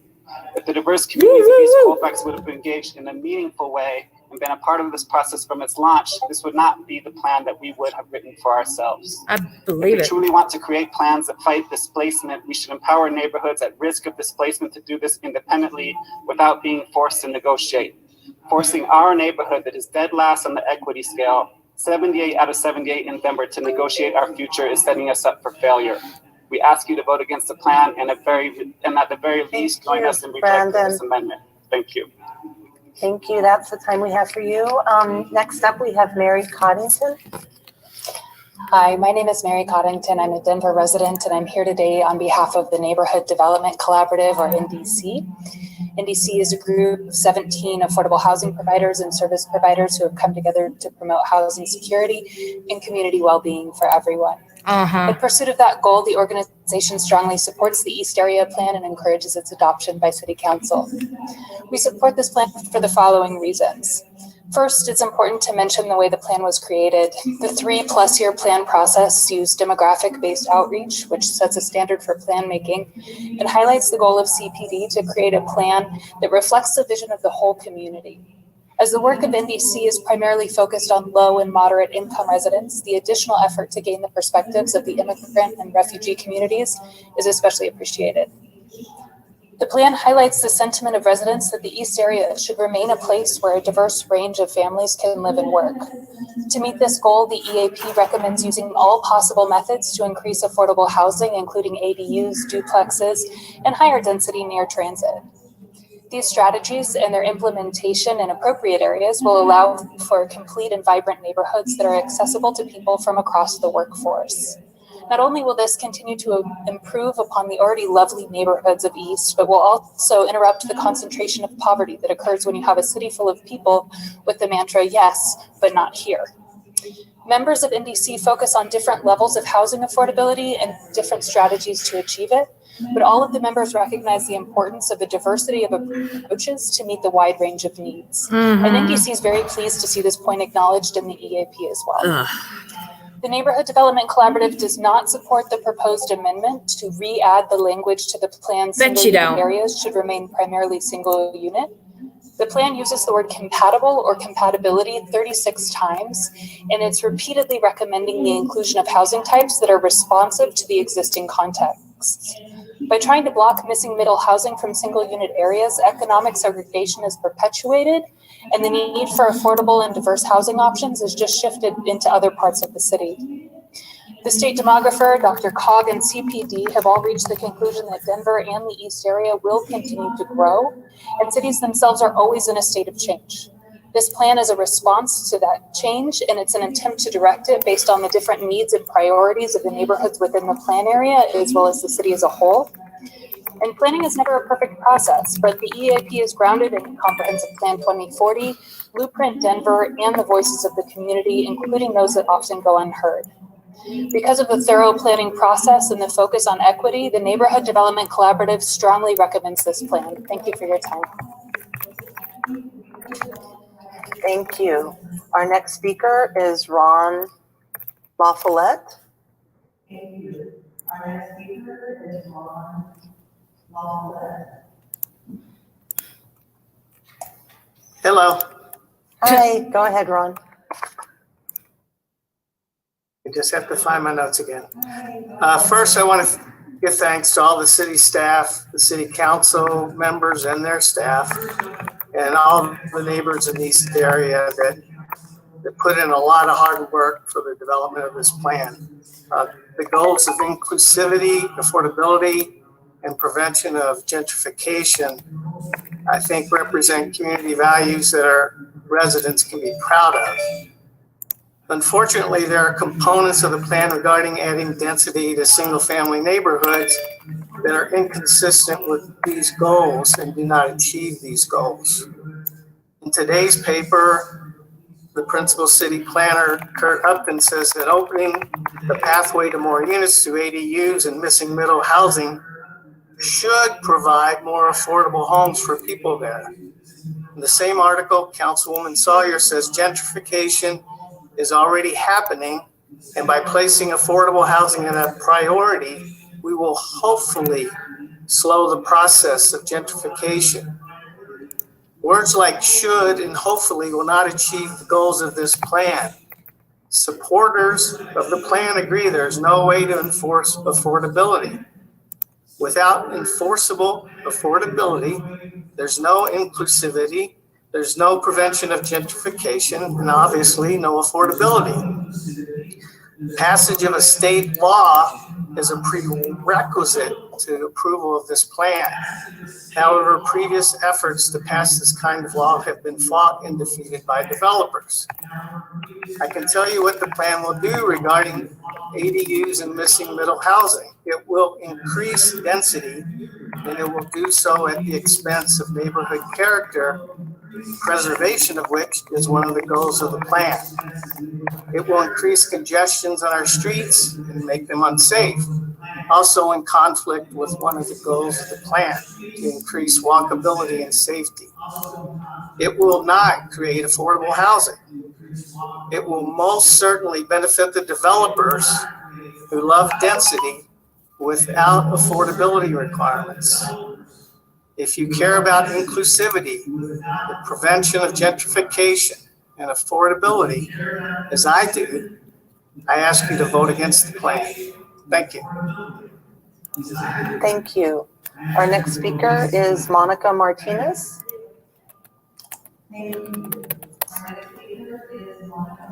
Hi. Can you see me? Go ahead. Okay. Hi, my name's Monica Martinez. I live at 35 Eudora. I'm the executive director of the FACTS Partnership. The FACTS is a 16-year-old nonprofit that's been dedicated to strengthening and supporting the businesses and residents along the East Colfax border. I was also a member of the East Area Plan Steering Committee with Merritt, who served admirably as our chair. Thank you, Merritt, for all the time you put into the project. Over the past 3.5 years, I attended 26 meetings. Some of those were the steering committee meetings themselves, but a lot of them were community meetings.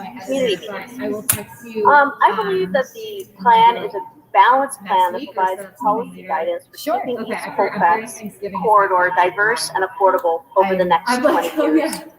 The plan also was a very inclusive process, and it's consistent with Plan 2040 as well as Blueprint Denver, and it provides a long-term vision for this corridor.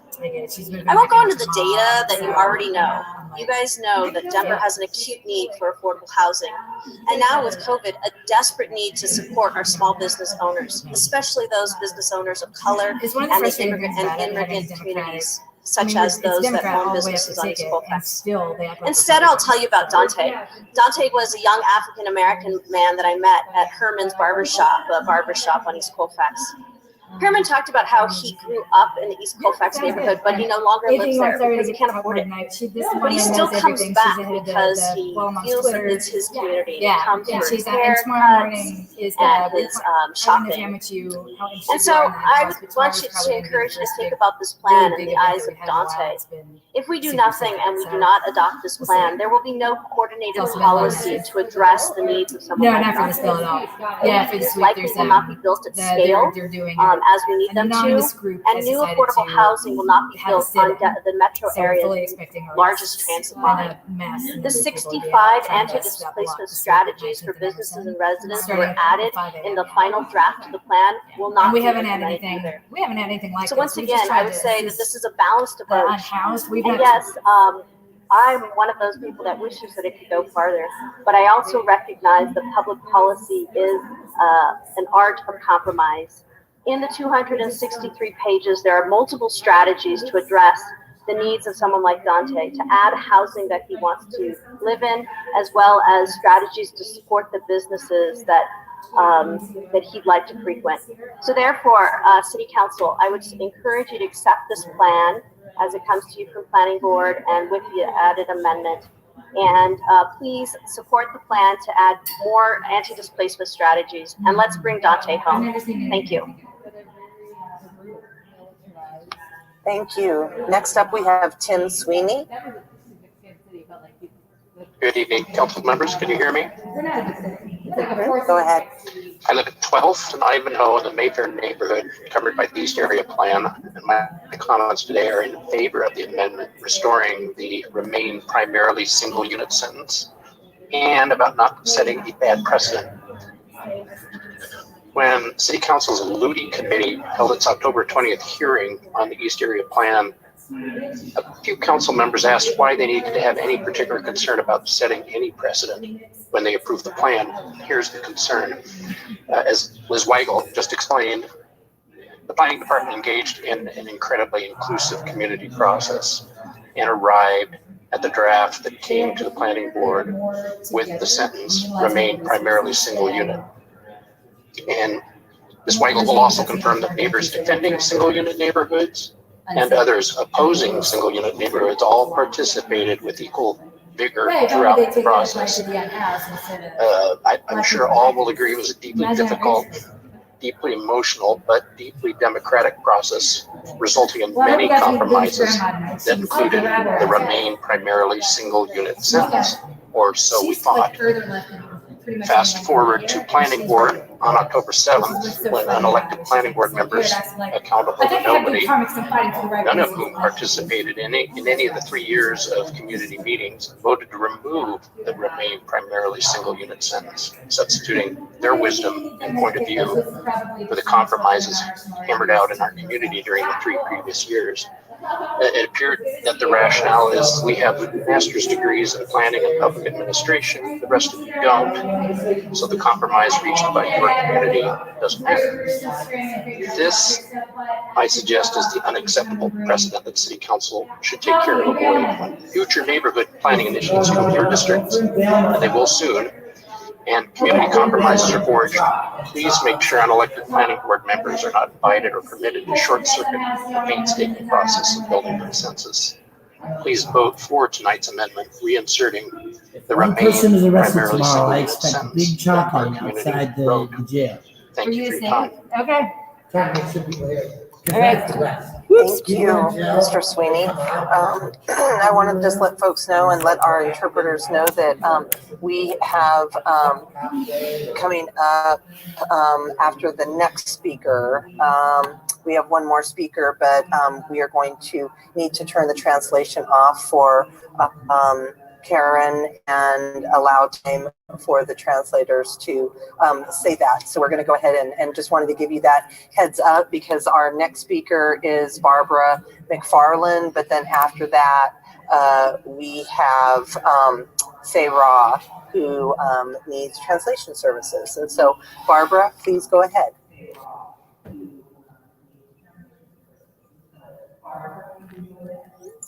Here I am. Hi, good evening. I'm Barbara McFarland. My husband Pete Marzik and I own Marzik Fine Foods at Colfax and Fairfax. And we also live in the East area in the Hilltop neighborhood. I'm also on the board of the Colfax Mayfair Business Improvement District. Along with other business owners, we have participated in the East area planning process for the last 3 years. Thank you, everyone who has put in so much thought to building a great city. And Colfax is going to be part of our great city. The East Area Plan will support the thousands of service workers along the Colfax corridor. This is important to me. We gotta get a shot of you in the because we have scene. so many employees that work at Marzik's, and I would love to see them living there.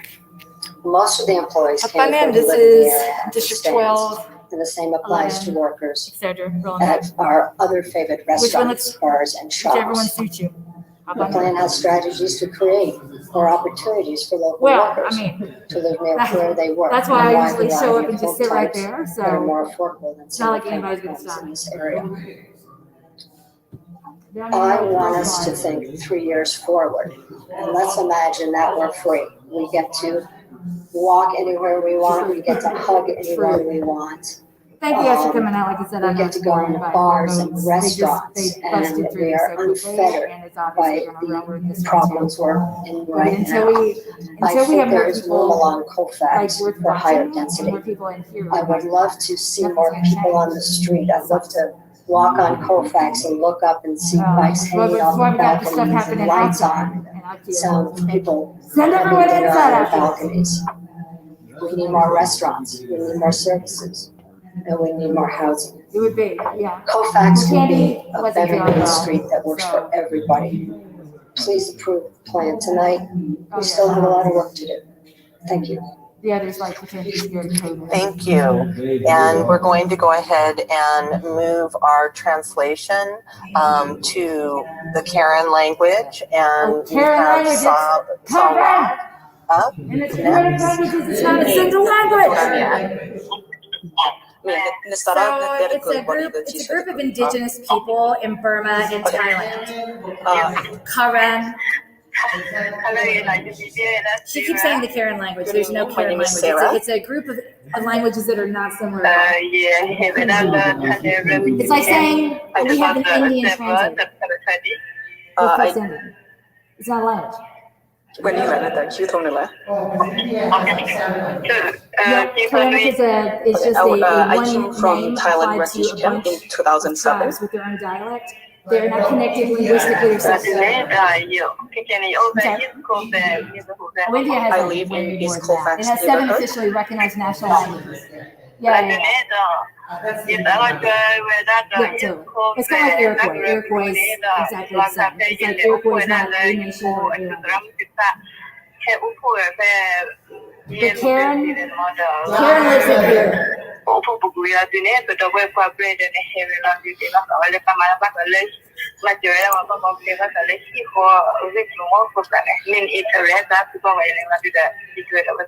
The first time I am part of the East Colfax Council is when I went to a meeting in my child's school, and I met with vendors that is part of the affordable housing committee, and he asked me if I would like to join, and I started being involved.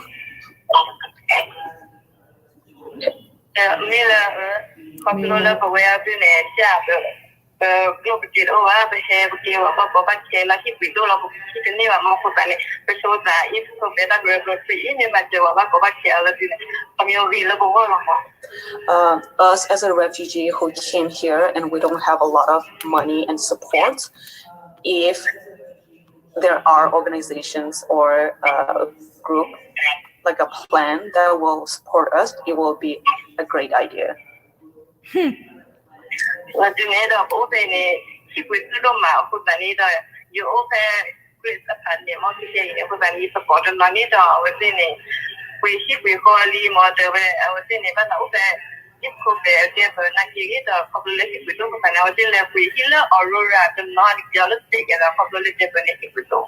And I still live in the apartment on Grace apartment, and many of my friends could not afford living in Denver, so a lot of them have to move to another state, as well as some of them move back to Aurora to find a different place.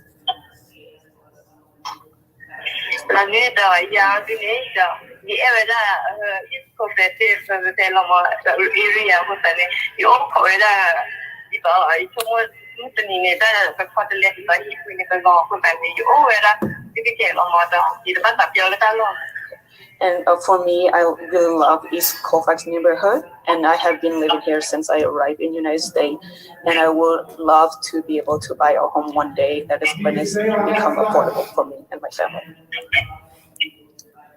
Okay. I'm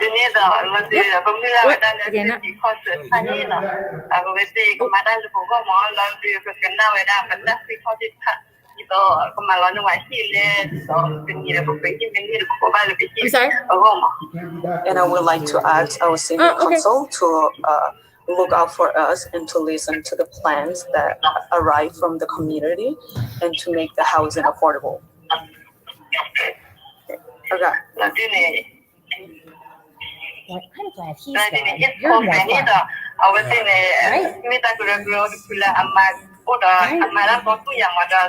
What's he so upset about? You can come up here I now. would like Cool. you to know that the organization, the East Colfax organization, That's the Mad Guard. This is a good in so dude. many ways.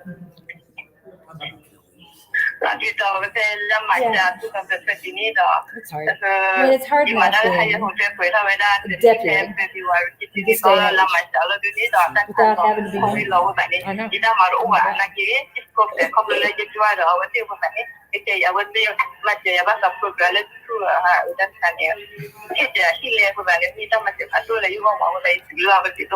And I would like to thank the East Colfax organization that helped me when I lost my job from working at the hotel.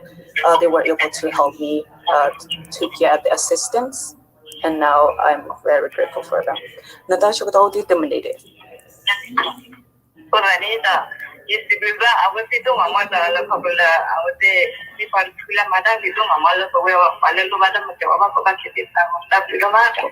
I just want to say thank you so much to the organization that helped many people who are in need. Okay, I got Lilia. Okay, that's all. Bye-bye.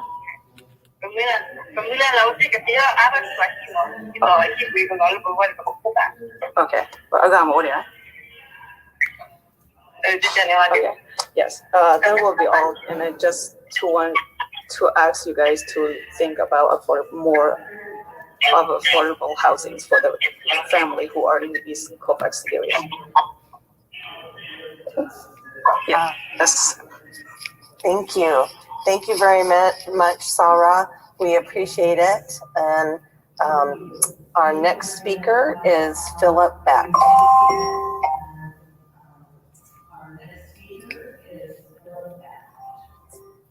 All right, Philip, we've got you unmuted. Go ahead, please. Unmuted, Philip. Get it.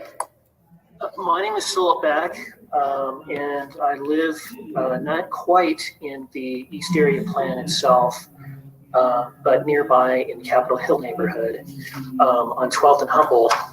I would like to comment tonight in support of the unamended East Area Plan.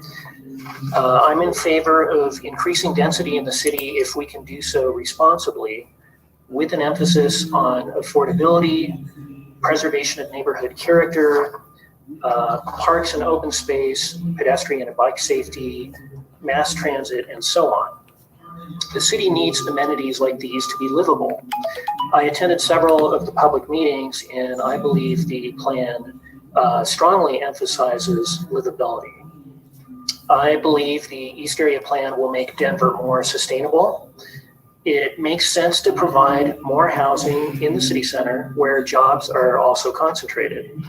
By putting more housing in the city center, you take advantage of existing infrastructure, our roads, utility lines, mass transit, the services that are already in place. It's much better than sprawling out around the edges of the city where new development needs expensive new infrastructure and services and also pushes out into natural habitats. When people live close to work, they can walk or bike or ride transit to work instead of driving. The East Area Plan also supports a more affordable city because it would add more housing stock where people want to live. Without providing more housing, city neighborhoods become unaffordable, and longtime residents are driven out, and neighborhood character is lost. In regards to the proposed amendment, Denver is like many American cities where most residential land is zoned single unit. As a result, over the decades, not enough housing has been added to accommodate growth, and resulting in an acute housing shortage and affordability crisis. You can absolutely add density in single-family zones while also respecting neighborhood character and scale by adding things like accessory dwelling units and duplex and other housing types that are consistent with the existing scale. So I would urge the council to pass the East Area Plan, but not the amendment. Thanks. All right, thank you, Philip. Next up, we have Mina Goldstein.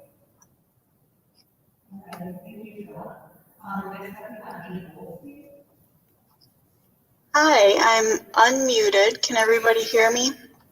Go ahead. Okay. It makes me sad. My name is Mina Ishida Goldstein, and I'm a member of the EAP Steering Committee. I live right off Colfax in the Plan area.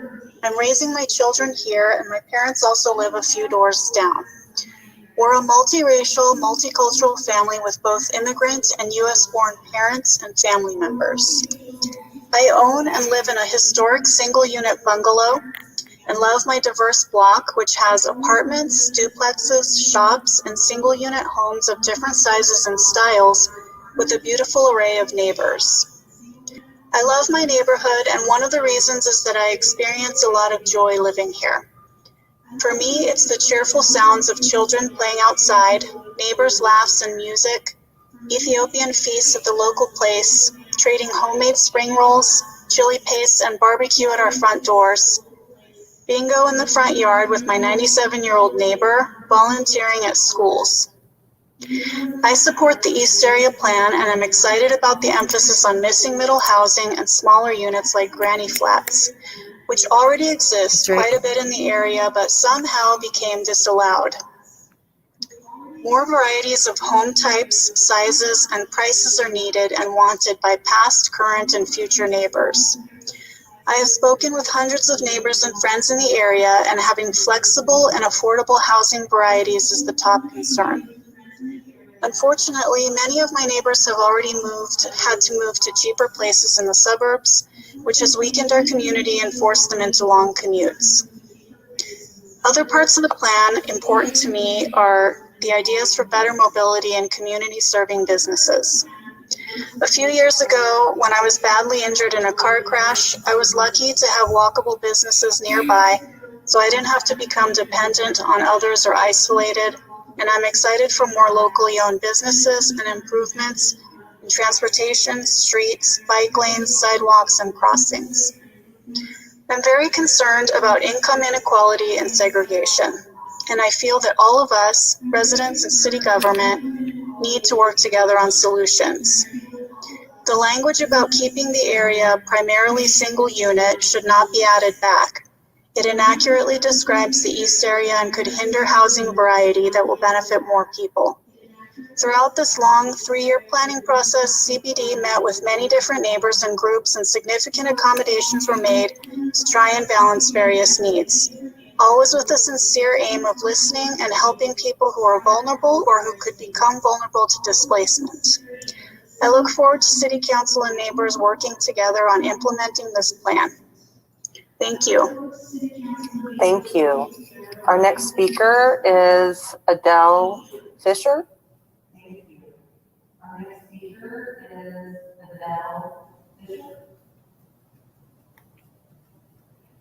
And all right, sorry about that. Hi, my name is Idel, and we live near Niagara and Colfax in the East Colfax neighborhood. As a homeowner and resident of South Park Hill, I wanted to voice my opposition to the East Area Plan in its current form. I am asking the City Council vote no on the East Area Plan. The existing 3 to 5 stories of zoning heights along East Colfax are more than sufficient for growth, including low-income housing. Even the city has acknowledged that no zoning changes are needed in order to accommodate this growth. The people have already spoken on this on numerous occasions. I was with over 500 neighbors at the public meeting last year, where nearly everyone I spoke to and heard speak were against the unnecessary height increases and the removal of single unit zoning. It has been well established that we do not want or need height increases or the removal of single unit zoning to accommodate growth. Why has this new plan not reflected all of this input from the residents who live here? With all of our recent stresses and struggles of COVID, unemployment, homeschooling, etc., many of us have not had the time or energy to fully review the new revised plan, and many are not even aware that it was getting pushed through. That's right. Many neighbors, especially elderly and those who cannot afford home computers or high-speed internet or smartphones, have not been able to view the new, large, slow-loading plan online. And in-person meetings were not, I'm sorry. What is the rush when there is plenty of room for growth for affordable housing in the current zoning without any changes needed? The huge development at 9th and Colorado is not full. Johnson and Wales is now up for sale. The VA is another potential development site. With these, as well as all the other building currently underway, everywhere around us, our area will already accommodate a massive amount of growth without any height increases to our existing zoning. All of this existing building should be required to include a significant amount of low-income housing. As a resident and property owner in the South Park Hill, I am telling my city council to vote no on the East Area Plan. This plan needs to go back to the drawing board and continue to get resident feedback. It should be up to the residents who live and own property here if the zoning is to be changed. Right now, the plan does not reflect the hundreds of residents' input, and the new petition asking the city council to vote no on the plan gathered over 600 residents just in the past few days. City council members, listen to your residents and vote no on this East Area Plan. There is no rush, and this plan needs to continue to be fully updated to reflect our input and suggestions so that the plan works best for everyone in our community. Thank you. Thank you. Our next speaker is Kinsey Hasted. Hi there. Good evening. My name is Kinsey Hasted, and I am a Denver resident, but I'm here this evening representing Enterprise Community Partners. And I'm here tonight to express Enterprise's overall support for the East Area Plan, as well as our opposition to the amendment proposed this evening. Excuse me. Enterprise works nationally and here in Denver to make home and community places of pride, power, and belonging for all. We do so through capital investments, policy and programmatic engagement, and advocacy, and we strive to do all of this through a lens of racial equity. First, we'd like to truly commend the EAP steering committees, residents who participated in many numerous public hearings, and the CPD staff on the incredible work that has been done to date. We also thank the city for its commitment to high quality planning that is intentional, equitable, and measurable, as evidenced in the Neighborhood Planning Initiative. However, we do oppose the amendment proposed this evening. As acknowledged in the EAP and Blueprint Denver, intentionally increasing residential density and allowing for diverse housing types can contribute to more affordable housing conditions. We agree with Blueprint Denver's strategy of increasing housing diversity, especially in neighborhoods that currently have little of it. One benefit of expanding housing diversity is helping to increase home ownership opportunities for communities of color. Although certainly not the only contributing factor, areas that are primarily single family tend to have low home ownership rates for people of color, including in EAP neighborhoods. For instance, according to data compiled by Shift Research Lab, 88% of the residential units in South Park Hill are single family. While the overall home ownership rate is high at 81%, that rate for Latino households is only about 2% and only 3% for Black households. In contrast, in the East Colfax neighborhood, where a smaller proportion of homes are single family, at 68%, over a third of owner-occupied homes are owned by Latinos and 7% by Black owners. Another benefit is enabling more people greater access to opportunity. According to Enterprise's Opportunity 360 tool, which scores census tracts based on housing stability, educational opportunity, access to quality jobs, and transportation, EAP neighborhoods that are primarily single family have high access to opportunity in all of these categories. Increasing housing diversity in these areas would diversify who has meaningful access to such opportunity in the future. Thank you much, sir. For these reasons, and in support of our partners who have so thoughtfully elevated the voices of residents that too often go unheard, we do not believe that the EAP should state that single unit areas should remain primarily single unit. Without the proposed amendment, Enterprise supports the East Area Plan specifically for its vision for increasing housing affordability and preventing involuntary displacement. Thank you. Thank you. Our next speaker is Dirk McDermott. Thank you. Thank you for the opportunity to present my views on the East Area Plan. My name is Dirk McDermott. I was born in Denver and I've lived with my family in Park Hill for 30 years. I'm a resident of the area, unlike many of the speakers that were ahead of me. I'm not in favor of the plan that is before you today. I have a number of reasons why I'm not in favor of this plan. Well, maybe you're not a douche. I think the Denver East Neighborhoods First has done a good job of presenting the challenges to this plan, and I refer you to their literature. But here are my top reasons. Number one, first and foremost, the Planning Commission, an appointed, not an elected body, approved the plan, but has chose to remove protections for single-family homes in the East Area Plan without community engagement. I'm not in favor of removing protections for single-family homes. We have a strong, healthy, family-oriented neighborhood that has been built on the foundations of this zoning, and we do not want this to change. I would like to acknowledge and support Councilwoman Sawyer's amendment. The key EAP decision process has been conducted during a pandemic and has not included the person-to-person neighborhood interactions that we should expect as citizens. I believe that the community would achieve a much better result by spending more time post-pandemic on this important effort that will impact our neighborhoods over the next 2 decades. There are key items the public has asked for and they're not included in the plan. Just an example, the elimination of the large Safeway and King Soopers supermarkets and replacement with one very small market. And then finally, the BRT proposal, the center point of the transportation infrastructure in this plan, has several deficiencies that should be resolved before approving a plan with this as a centerpiece. Specifically, it's not a fully funded project. And with RTD and price, it's not at all clear how this project will be built and managed. It's fair. It also appears the impact of traffic diversion onto adjacent streets has not been adequately addressed. Thank you for the opportunity to address the council. Thank you. Our next speaker is Thomas Robbins. Hello, can you hear me? Go ahead. Hi, my name is Tom Robbins, and I live at the corner of 12th and Cremeria. My wife and I are both teachers in Denver, and we support the East Area Plan. Several years ago, we sought to live near our schools, and given the price of homes in these neighborhoods, we were extremely lucky to find a multifamily unit dating from the 1940s in the Mayfair neighborhood.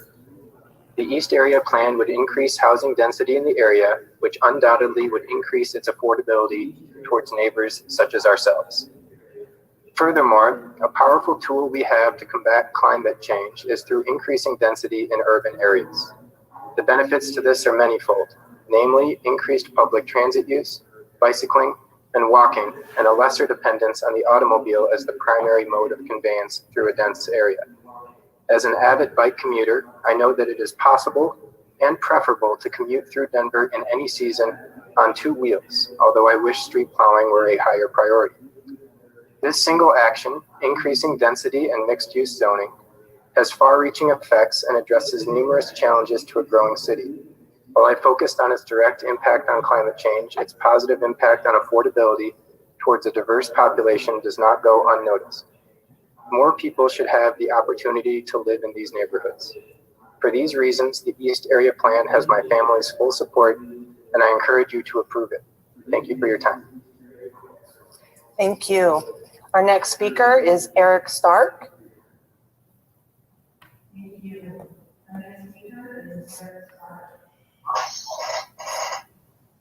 Can you hear me?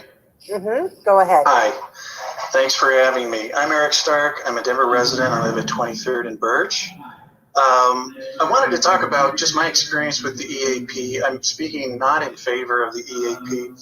I attended the Zoom meeting by the CPD on October 7th, and what I found most striking was that most of the people who were for it were either parts of business entities, coalitions, organizations, or they were part of the steering committee. The vast majority were not homeowners, renters, or small business owners. In fact, most of them were on the con side, including myself. I think that's important for City Council to recognize that if this plan is passed, you really start to ask the question, who does it benefit the most?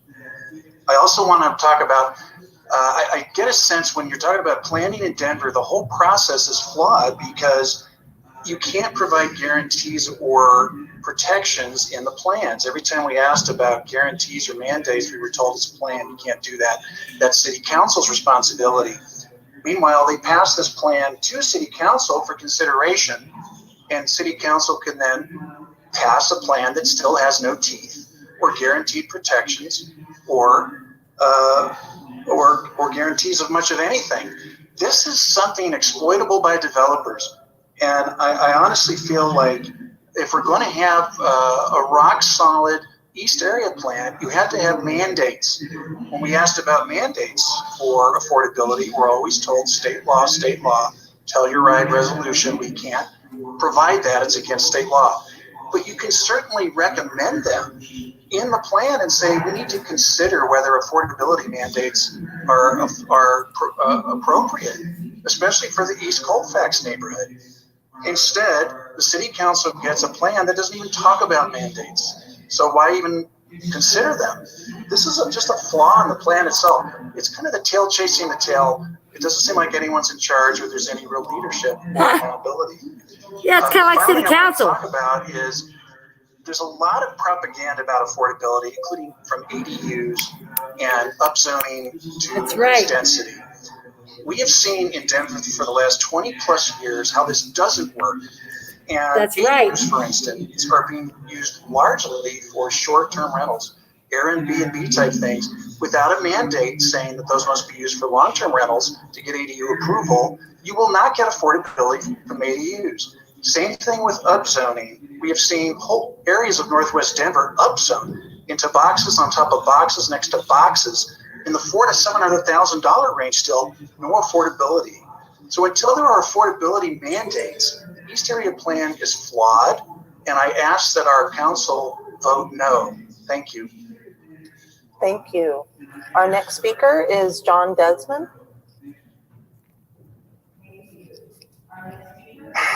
Madam Chair, members of council, thank you for the opportunity to speak. My name is John Desmond.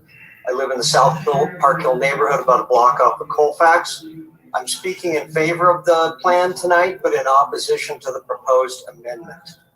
I first want to commend city staff and the consultant team for the tremendous dedication they've shown, along with the incredible amount of outreach they have done to the neighborhood. And I believe that the plan, as is currently drafted, strikes a great balance between preservation and growth, and between limiting displacement and welcoming diversity. Yeah, that's I'm going to that's take correct. a personal approach about this tonight. I have been involved in civic activities in Denver for 40 years, and I've lived in this neighborhood in Park Hill for 17 years in a single-family house. And I would like to live out the rest of my life here. But I may not always be able to take care of my current house. I may not need all of the current space I have.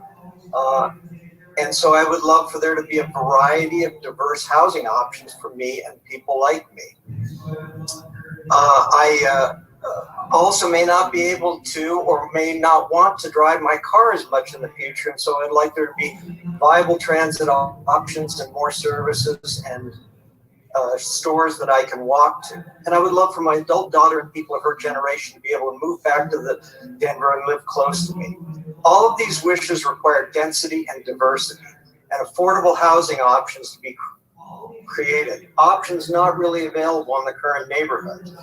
The plan is very forward-thinking on preserving these options, but my fear is that the amendment, as written in its very vague and subjective form, will be used by some people to obstruct the change and diversity necessary and required for this neighborhood to be accessible in the future to me, people like me, and young people like my daughter, and to other people who want more than a traditional, expensive, single-unit dwelling. In particular, I'm concerned with what does primarily mean in the primarily single-family amendment. Does that mean 51%? Does that mean 99%? How are we going to resolve that if that stays in? I don't think you can resolve it, and I think the best way to deal with it is to remove that language. So in the name of diversity and affordability, I urge you to approve the plan and oppose the amendment. Thank you. Thank you. Our next speaker is Amy Wright.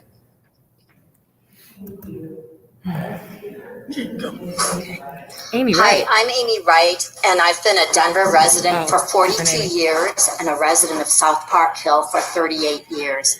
I live at 19th and Glencoe Street. While the goal of the EAP is noble, it does nothing to guarantee affordable housing. Single-family zoning should remain single-family zoning. My neighborhood, South Park Hill, was designed incredibly well 100 years ago and is already a very diverse neighborhood. Within 4 blocks of my home are duplexes, fourplexes, apartments, a retirement home, schools, places of worship, daycare centers, bus lines, businesses, and single-family homes of many sizes. I see similar diversity in most of the other neighborhoods in this plan. Adopting this plan will only increase housing density, decrease green space, and deteriorate the neighborhood character without guaranteeing more affordable housing. I suggest that you work with the state legislatures to pass legislation that requires developers to put in a certain percent of affordable housing units in each development before you move forward with proposals like the East Area Plan. Other moving parts that could significantly impact our neighborhood are the group living amendment and the addition of ADUs. Furthermore, growth can be accommodated through the current zoning. Areas include Johnson and Wales campus, fill out of the East 9th Colorado Boulevard area, and of the VA hospital that the city has already said could accommodate the growth. I ask that you limit changes and development to Colfax Avenue and restrict heights to 5 stories. Keep the single-family zoning in place to preserve the character of the neighborhood that so many of us long-term residents love. I ask that you vote no on the Denver East Area Plan. That's right. If you Eleanor, do vote that's right. for the plan, please include the proposed amendment that Sawyer proposed. Thank you. Thank you. Our next speaker is Hillary Portel. Thank you. Our next speaker is Hillary Portel.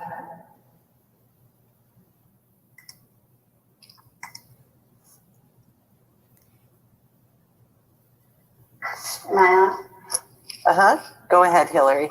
Okay, thank you.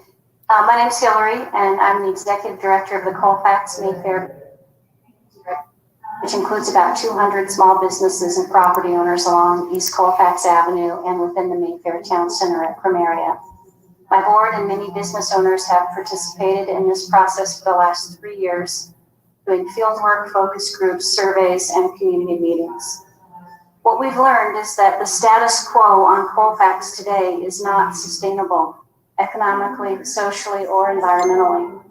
The East Area Plan addresses many very alarming trends in our area, including extreme economic disparity, lack of affordable housing, local businesses and low-wage workers at the breaking point, and older buildings giving way to national chain stores and drive-thrus. Many of these existing conditions are being accelerated by COVID-19. We desperately need to create more opportunity and more affordability for everyone. We need smaller homes and smaller storefronts. We need more jobs, homes, and services near public transit. This will reduce traffic, improve air quality, support local business, and provide homes for our workers and our neighbors. We need to change the rules to have a Main Street that works better for everyone. The East Area Plan is just the first step. We need to invest now in long overdue public improvements, incentive zoning, adaptive reuse reforms, and inclusive housing policies. We ask you to approve the plan tonight so we can get back to work. Thank you. Thank you. Our next speaker is Todd Fisher.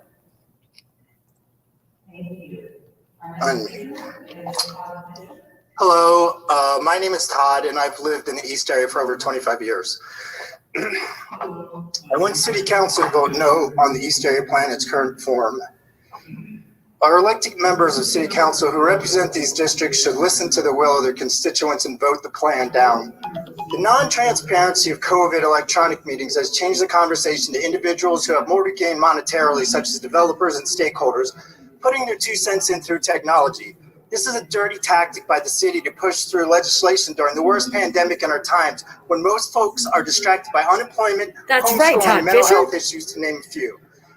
As witnessed before the shutdown, hundreds would come out in person to voice their dissatisfaction with this proposed destruction of our neighborhood. There's no reason to this is upzoning. The current zoning has not yet been fulfilled, and there are other areas such as 9th and Colorado, South Colorado and I-25, villages, and new developments in Aurora that had not yet been finalized. I would like to put the planners to the task to show some hard numbers in regard to how many new units are going up in Denver and surrounding areas, since we are told there is a housing shortage. With the resources the city has, this could help put things in perspective. I bought my property with the current zoning and find it unfair to change it from single unit zoning. As it stands now, AUDs are able to be built with a city permit if you can afford hundreds of thousands of dollars to do it. If young people want to share a house, as I did for 10 years with 5 roommates in my 20s, there is no task force that's going to come knocking on their door to evict them. The argument for so-called low-income housing is only a hot-button issue used to fool people into believing that somehow this will benefit the homeless. But the reality is, what is being proposed should really be labeled moderate-income housing at the best. We are already an inclusive neighborhood with relatively affordable housing. Many of us are working class and safe to get into a home we thought we could grow old in. The proposed building alone will take years and cause many more issues. More density means more pollution, noise pollution, trash, dog excrement, and air pollution. Denver is already one of the worst in the country for air quality. Congested parking, more accidents, more crime, more mental health issues, the list goes on.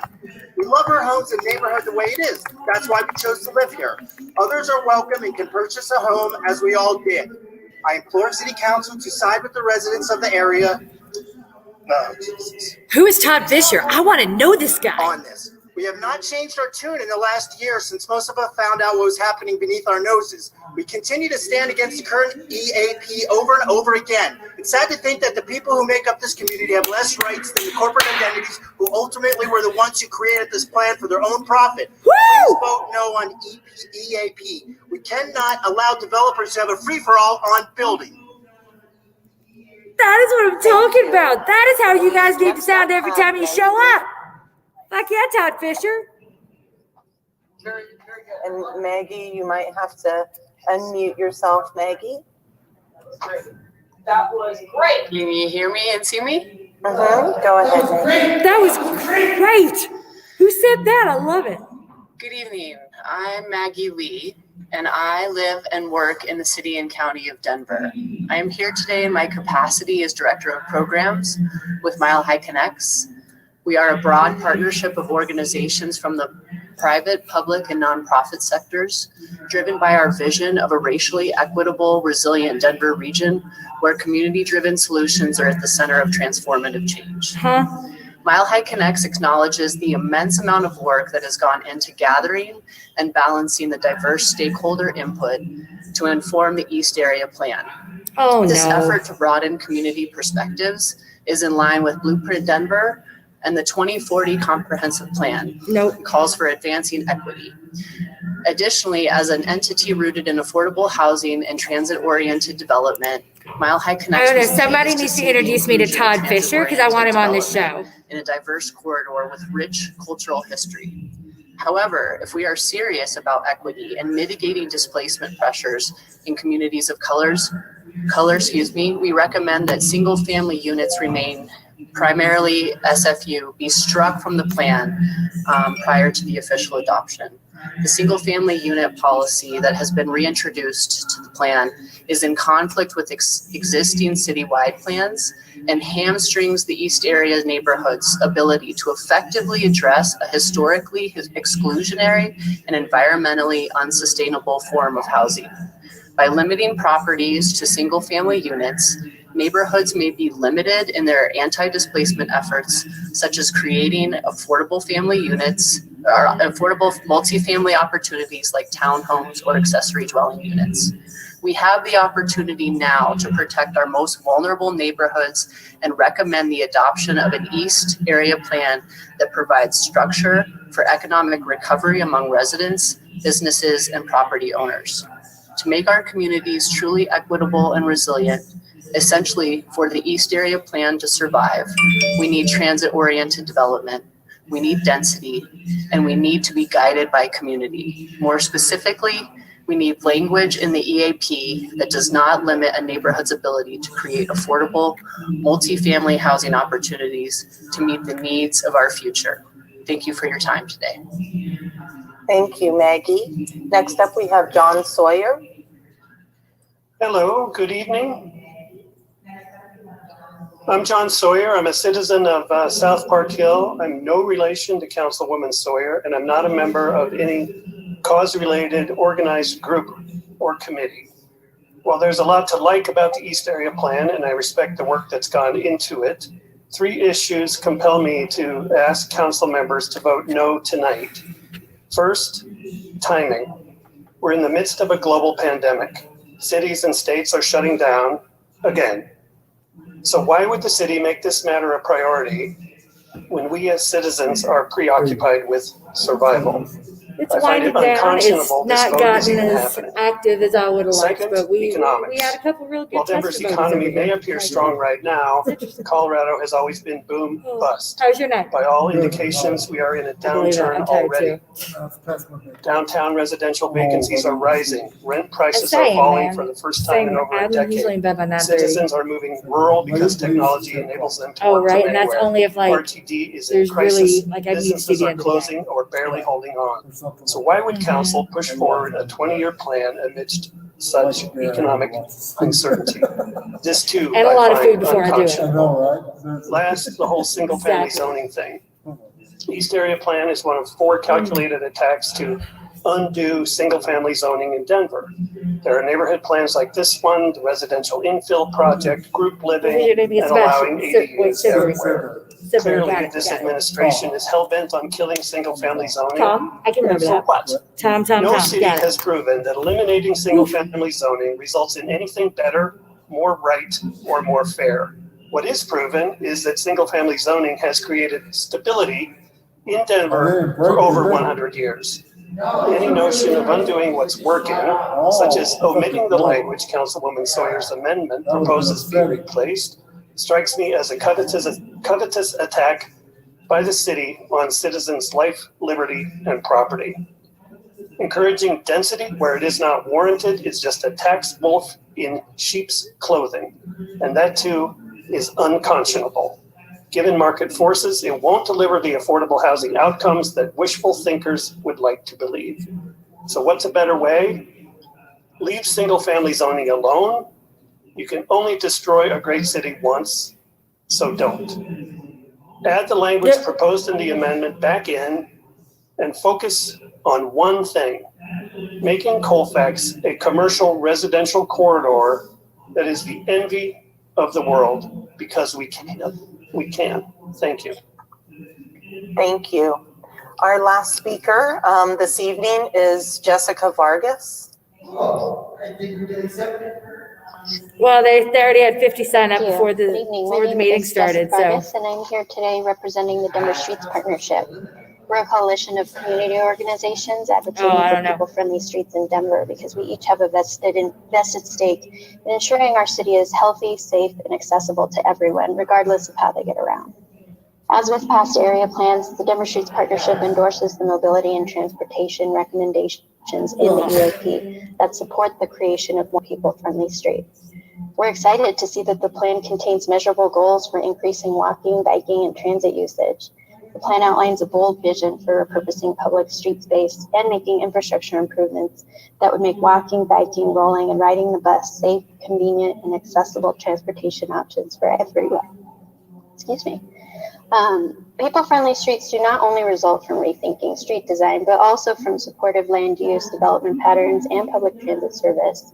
A healthy mix of densities and land use types allows people to live closer to their daily destinations by making these transportation options more realistic for getting from place to place, rather than forcing people to live so far away that driving becomes the only practical option for getting where they need to go. Integrating more housing options near public transit further ensures people who need it the most have access to it, which can significantly reduce transportation costs for cost-burdened households that make up 1/3 of households in the East area, as well as most of the thousands of service workers along the Colfax corridor.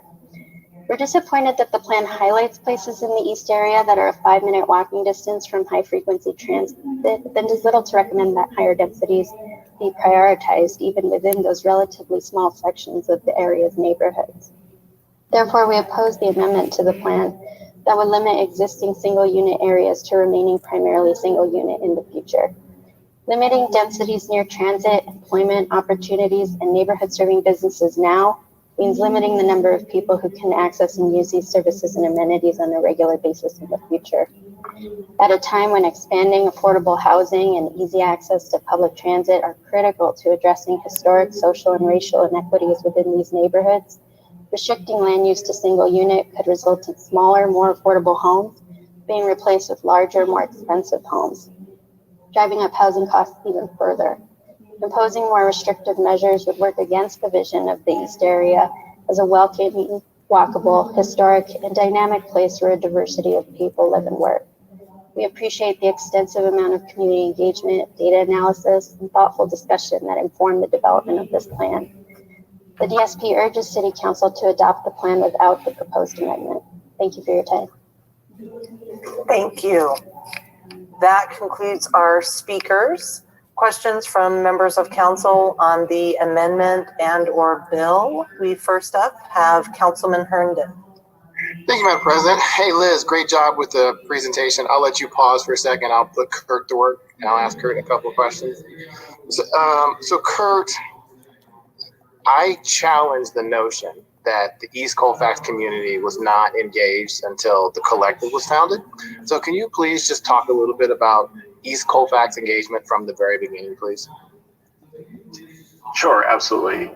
Thank you for that question, Councilman Herndon, Kurt Upton. Thank you for once again siding against your constituents, Herndon. Opening presentation, I know, we right? had over 20 meetings in the East Colfax neighborhood, going back as far as 2017 when we started the process. So we've been engaging residents in the East Colfax neighborhood for 3 years. It's like having a little hook for your toes. As a result of some of that engagement, there were organized groups formed. And so some of the formal organized groups we engaged later in the process. But the actual residents in East Colfax, we've actually done more outreach to that neighborhood than the rest of the neighborhoods. Great, thank you. I appreciate that. And we've heard a couple of things about upzonings. Does the East Area Plan change any zoning throughout the East Area in its current form? No, I mean, plans themselves, again, as Liz mentioned in her opening presentation, are not regulatory. So the plan itself does not change any zoning.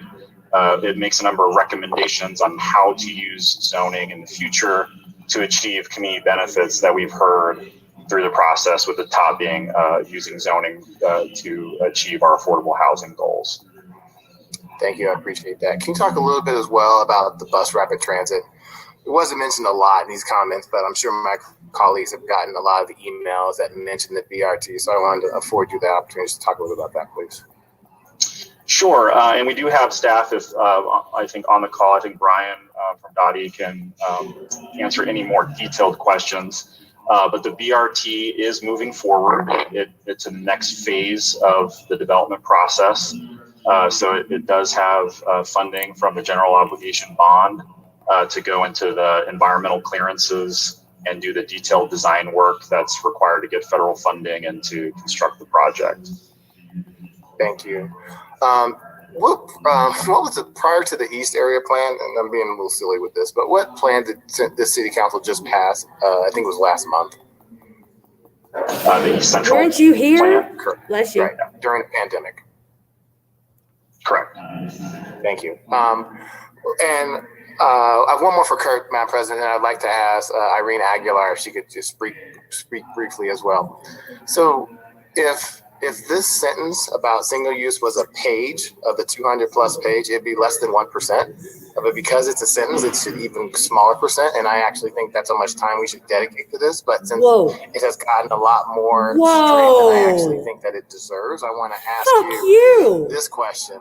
The sentence that was deleted, there's an amendment to put forward. Is that the only place in the plan where we are mentioning single family units? No, there's actually, several places. I think the most prominent place that single unit is represented is in the places map in the plan, which is essentially the land use plan, which maps out, the different categories of land use intensities, including the single unit land use category or place is what we call that.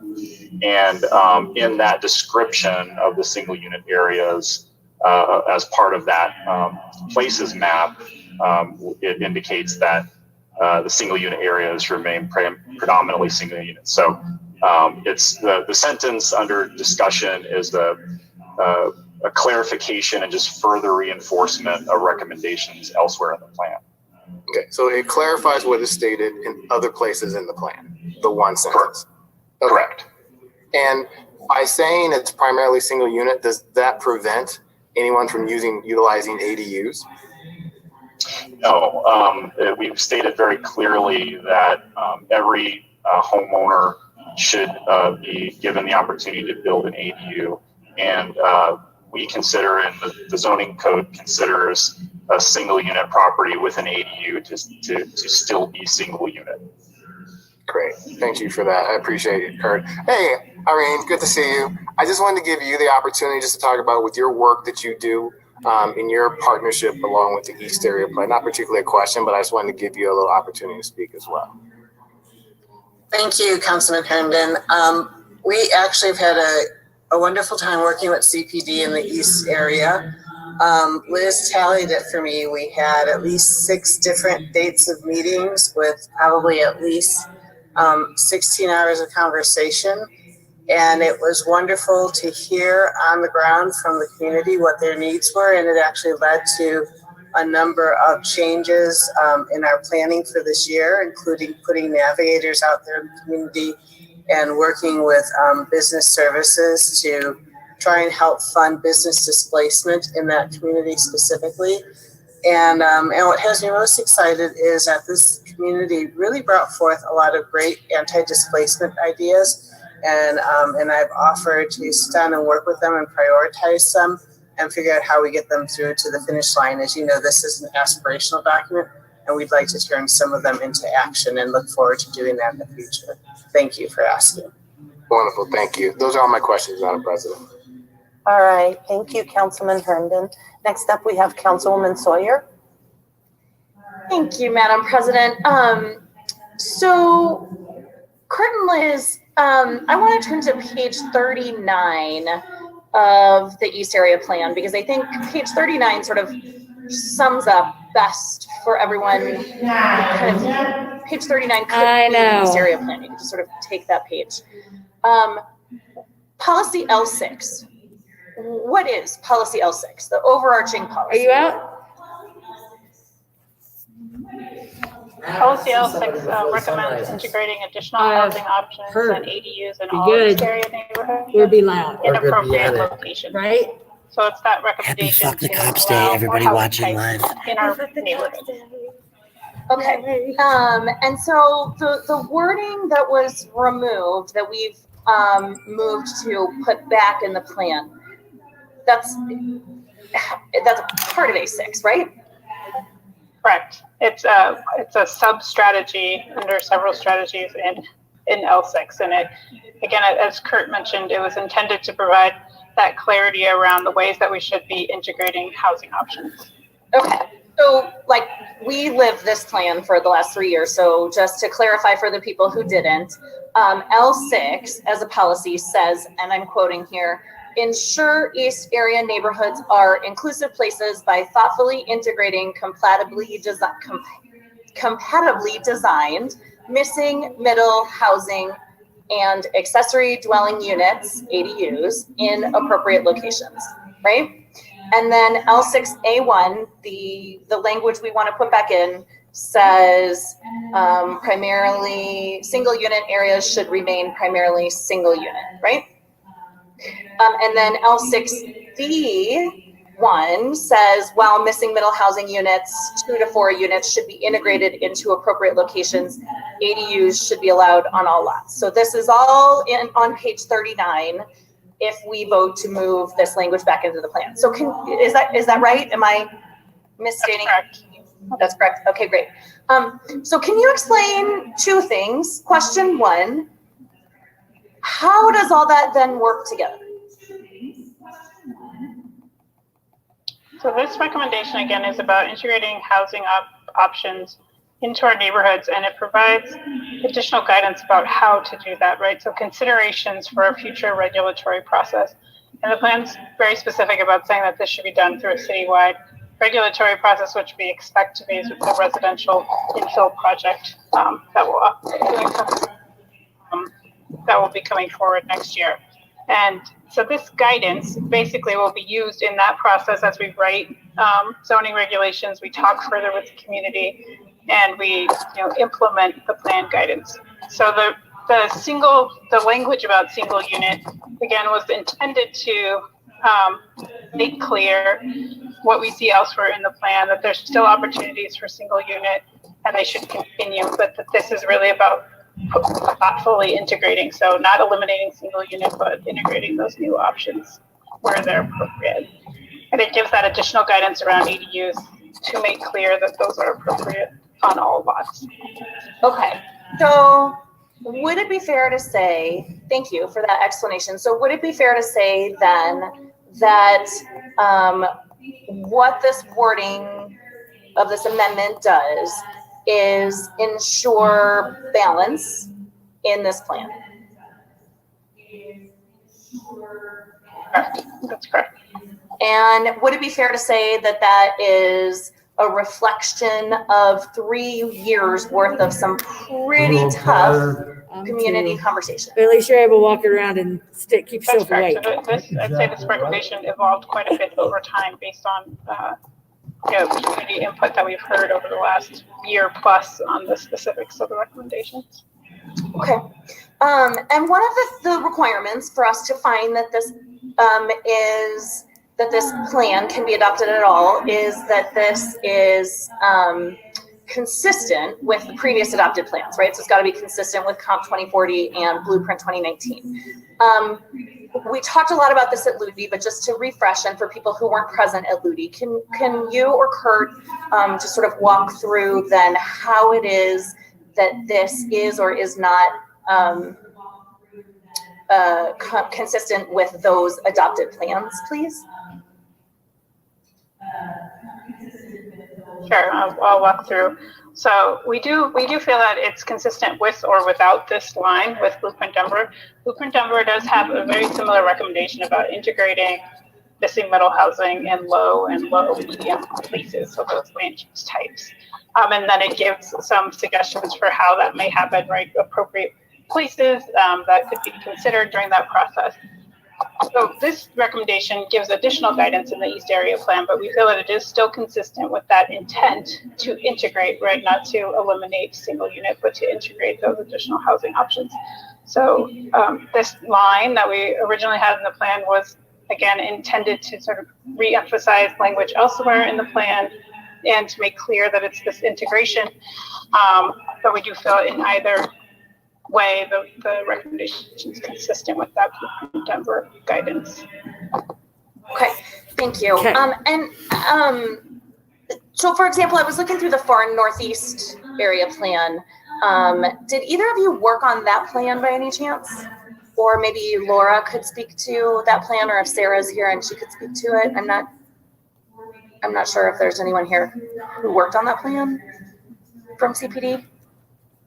We didn't directly work on it, but we could try to answer a question or see if there's anyone else online. Okay, I'm just curious because I found a few examples of some language in the Far Northeast Area Plan, which was adopted a little over a year ago, of some language that's pretty similar. So I just wanted to kind of see if there was some legislative history on that, like, you know, page 34, promote the continued use of single unit zoning on properties with existing single unit homes and identified by this plan as residential low single unit. Page 152, maintain the character of Montbello's existing residential areas is a high priority of the community. 3.1.3, maintain the character of existing residential neighborhoods, Montbello.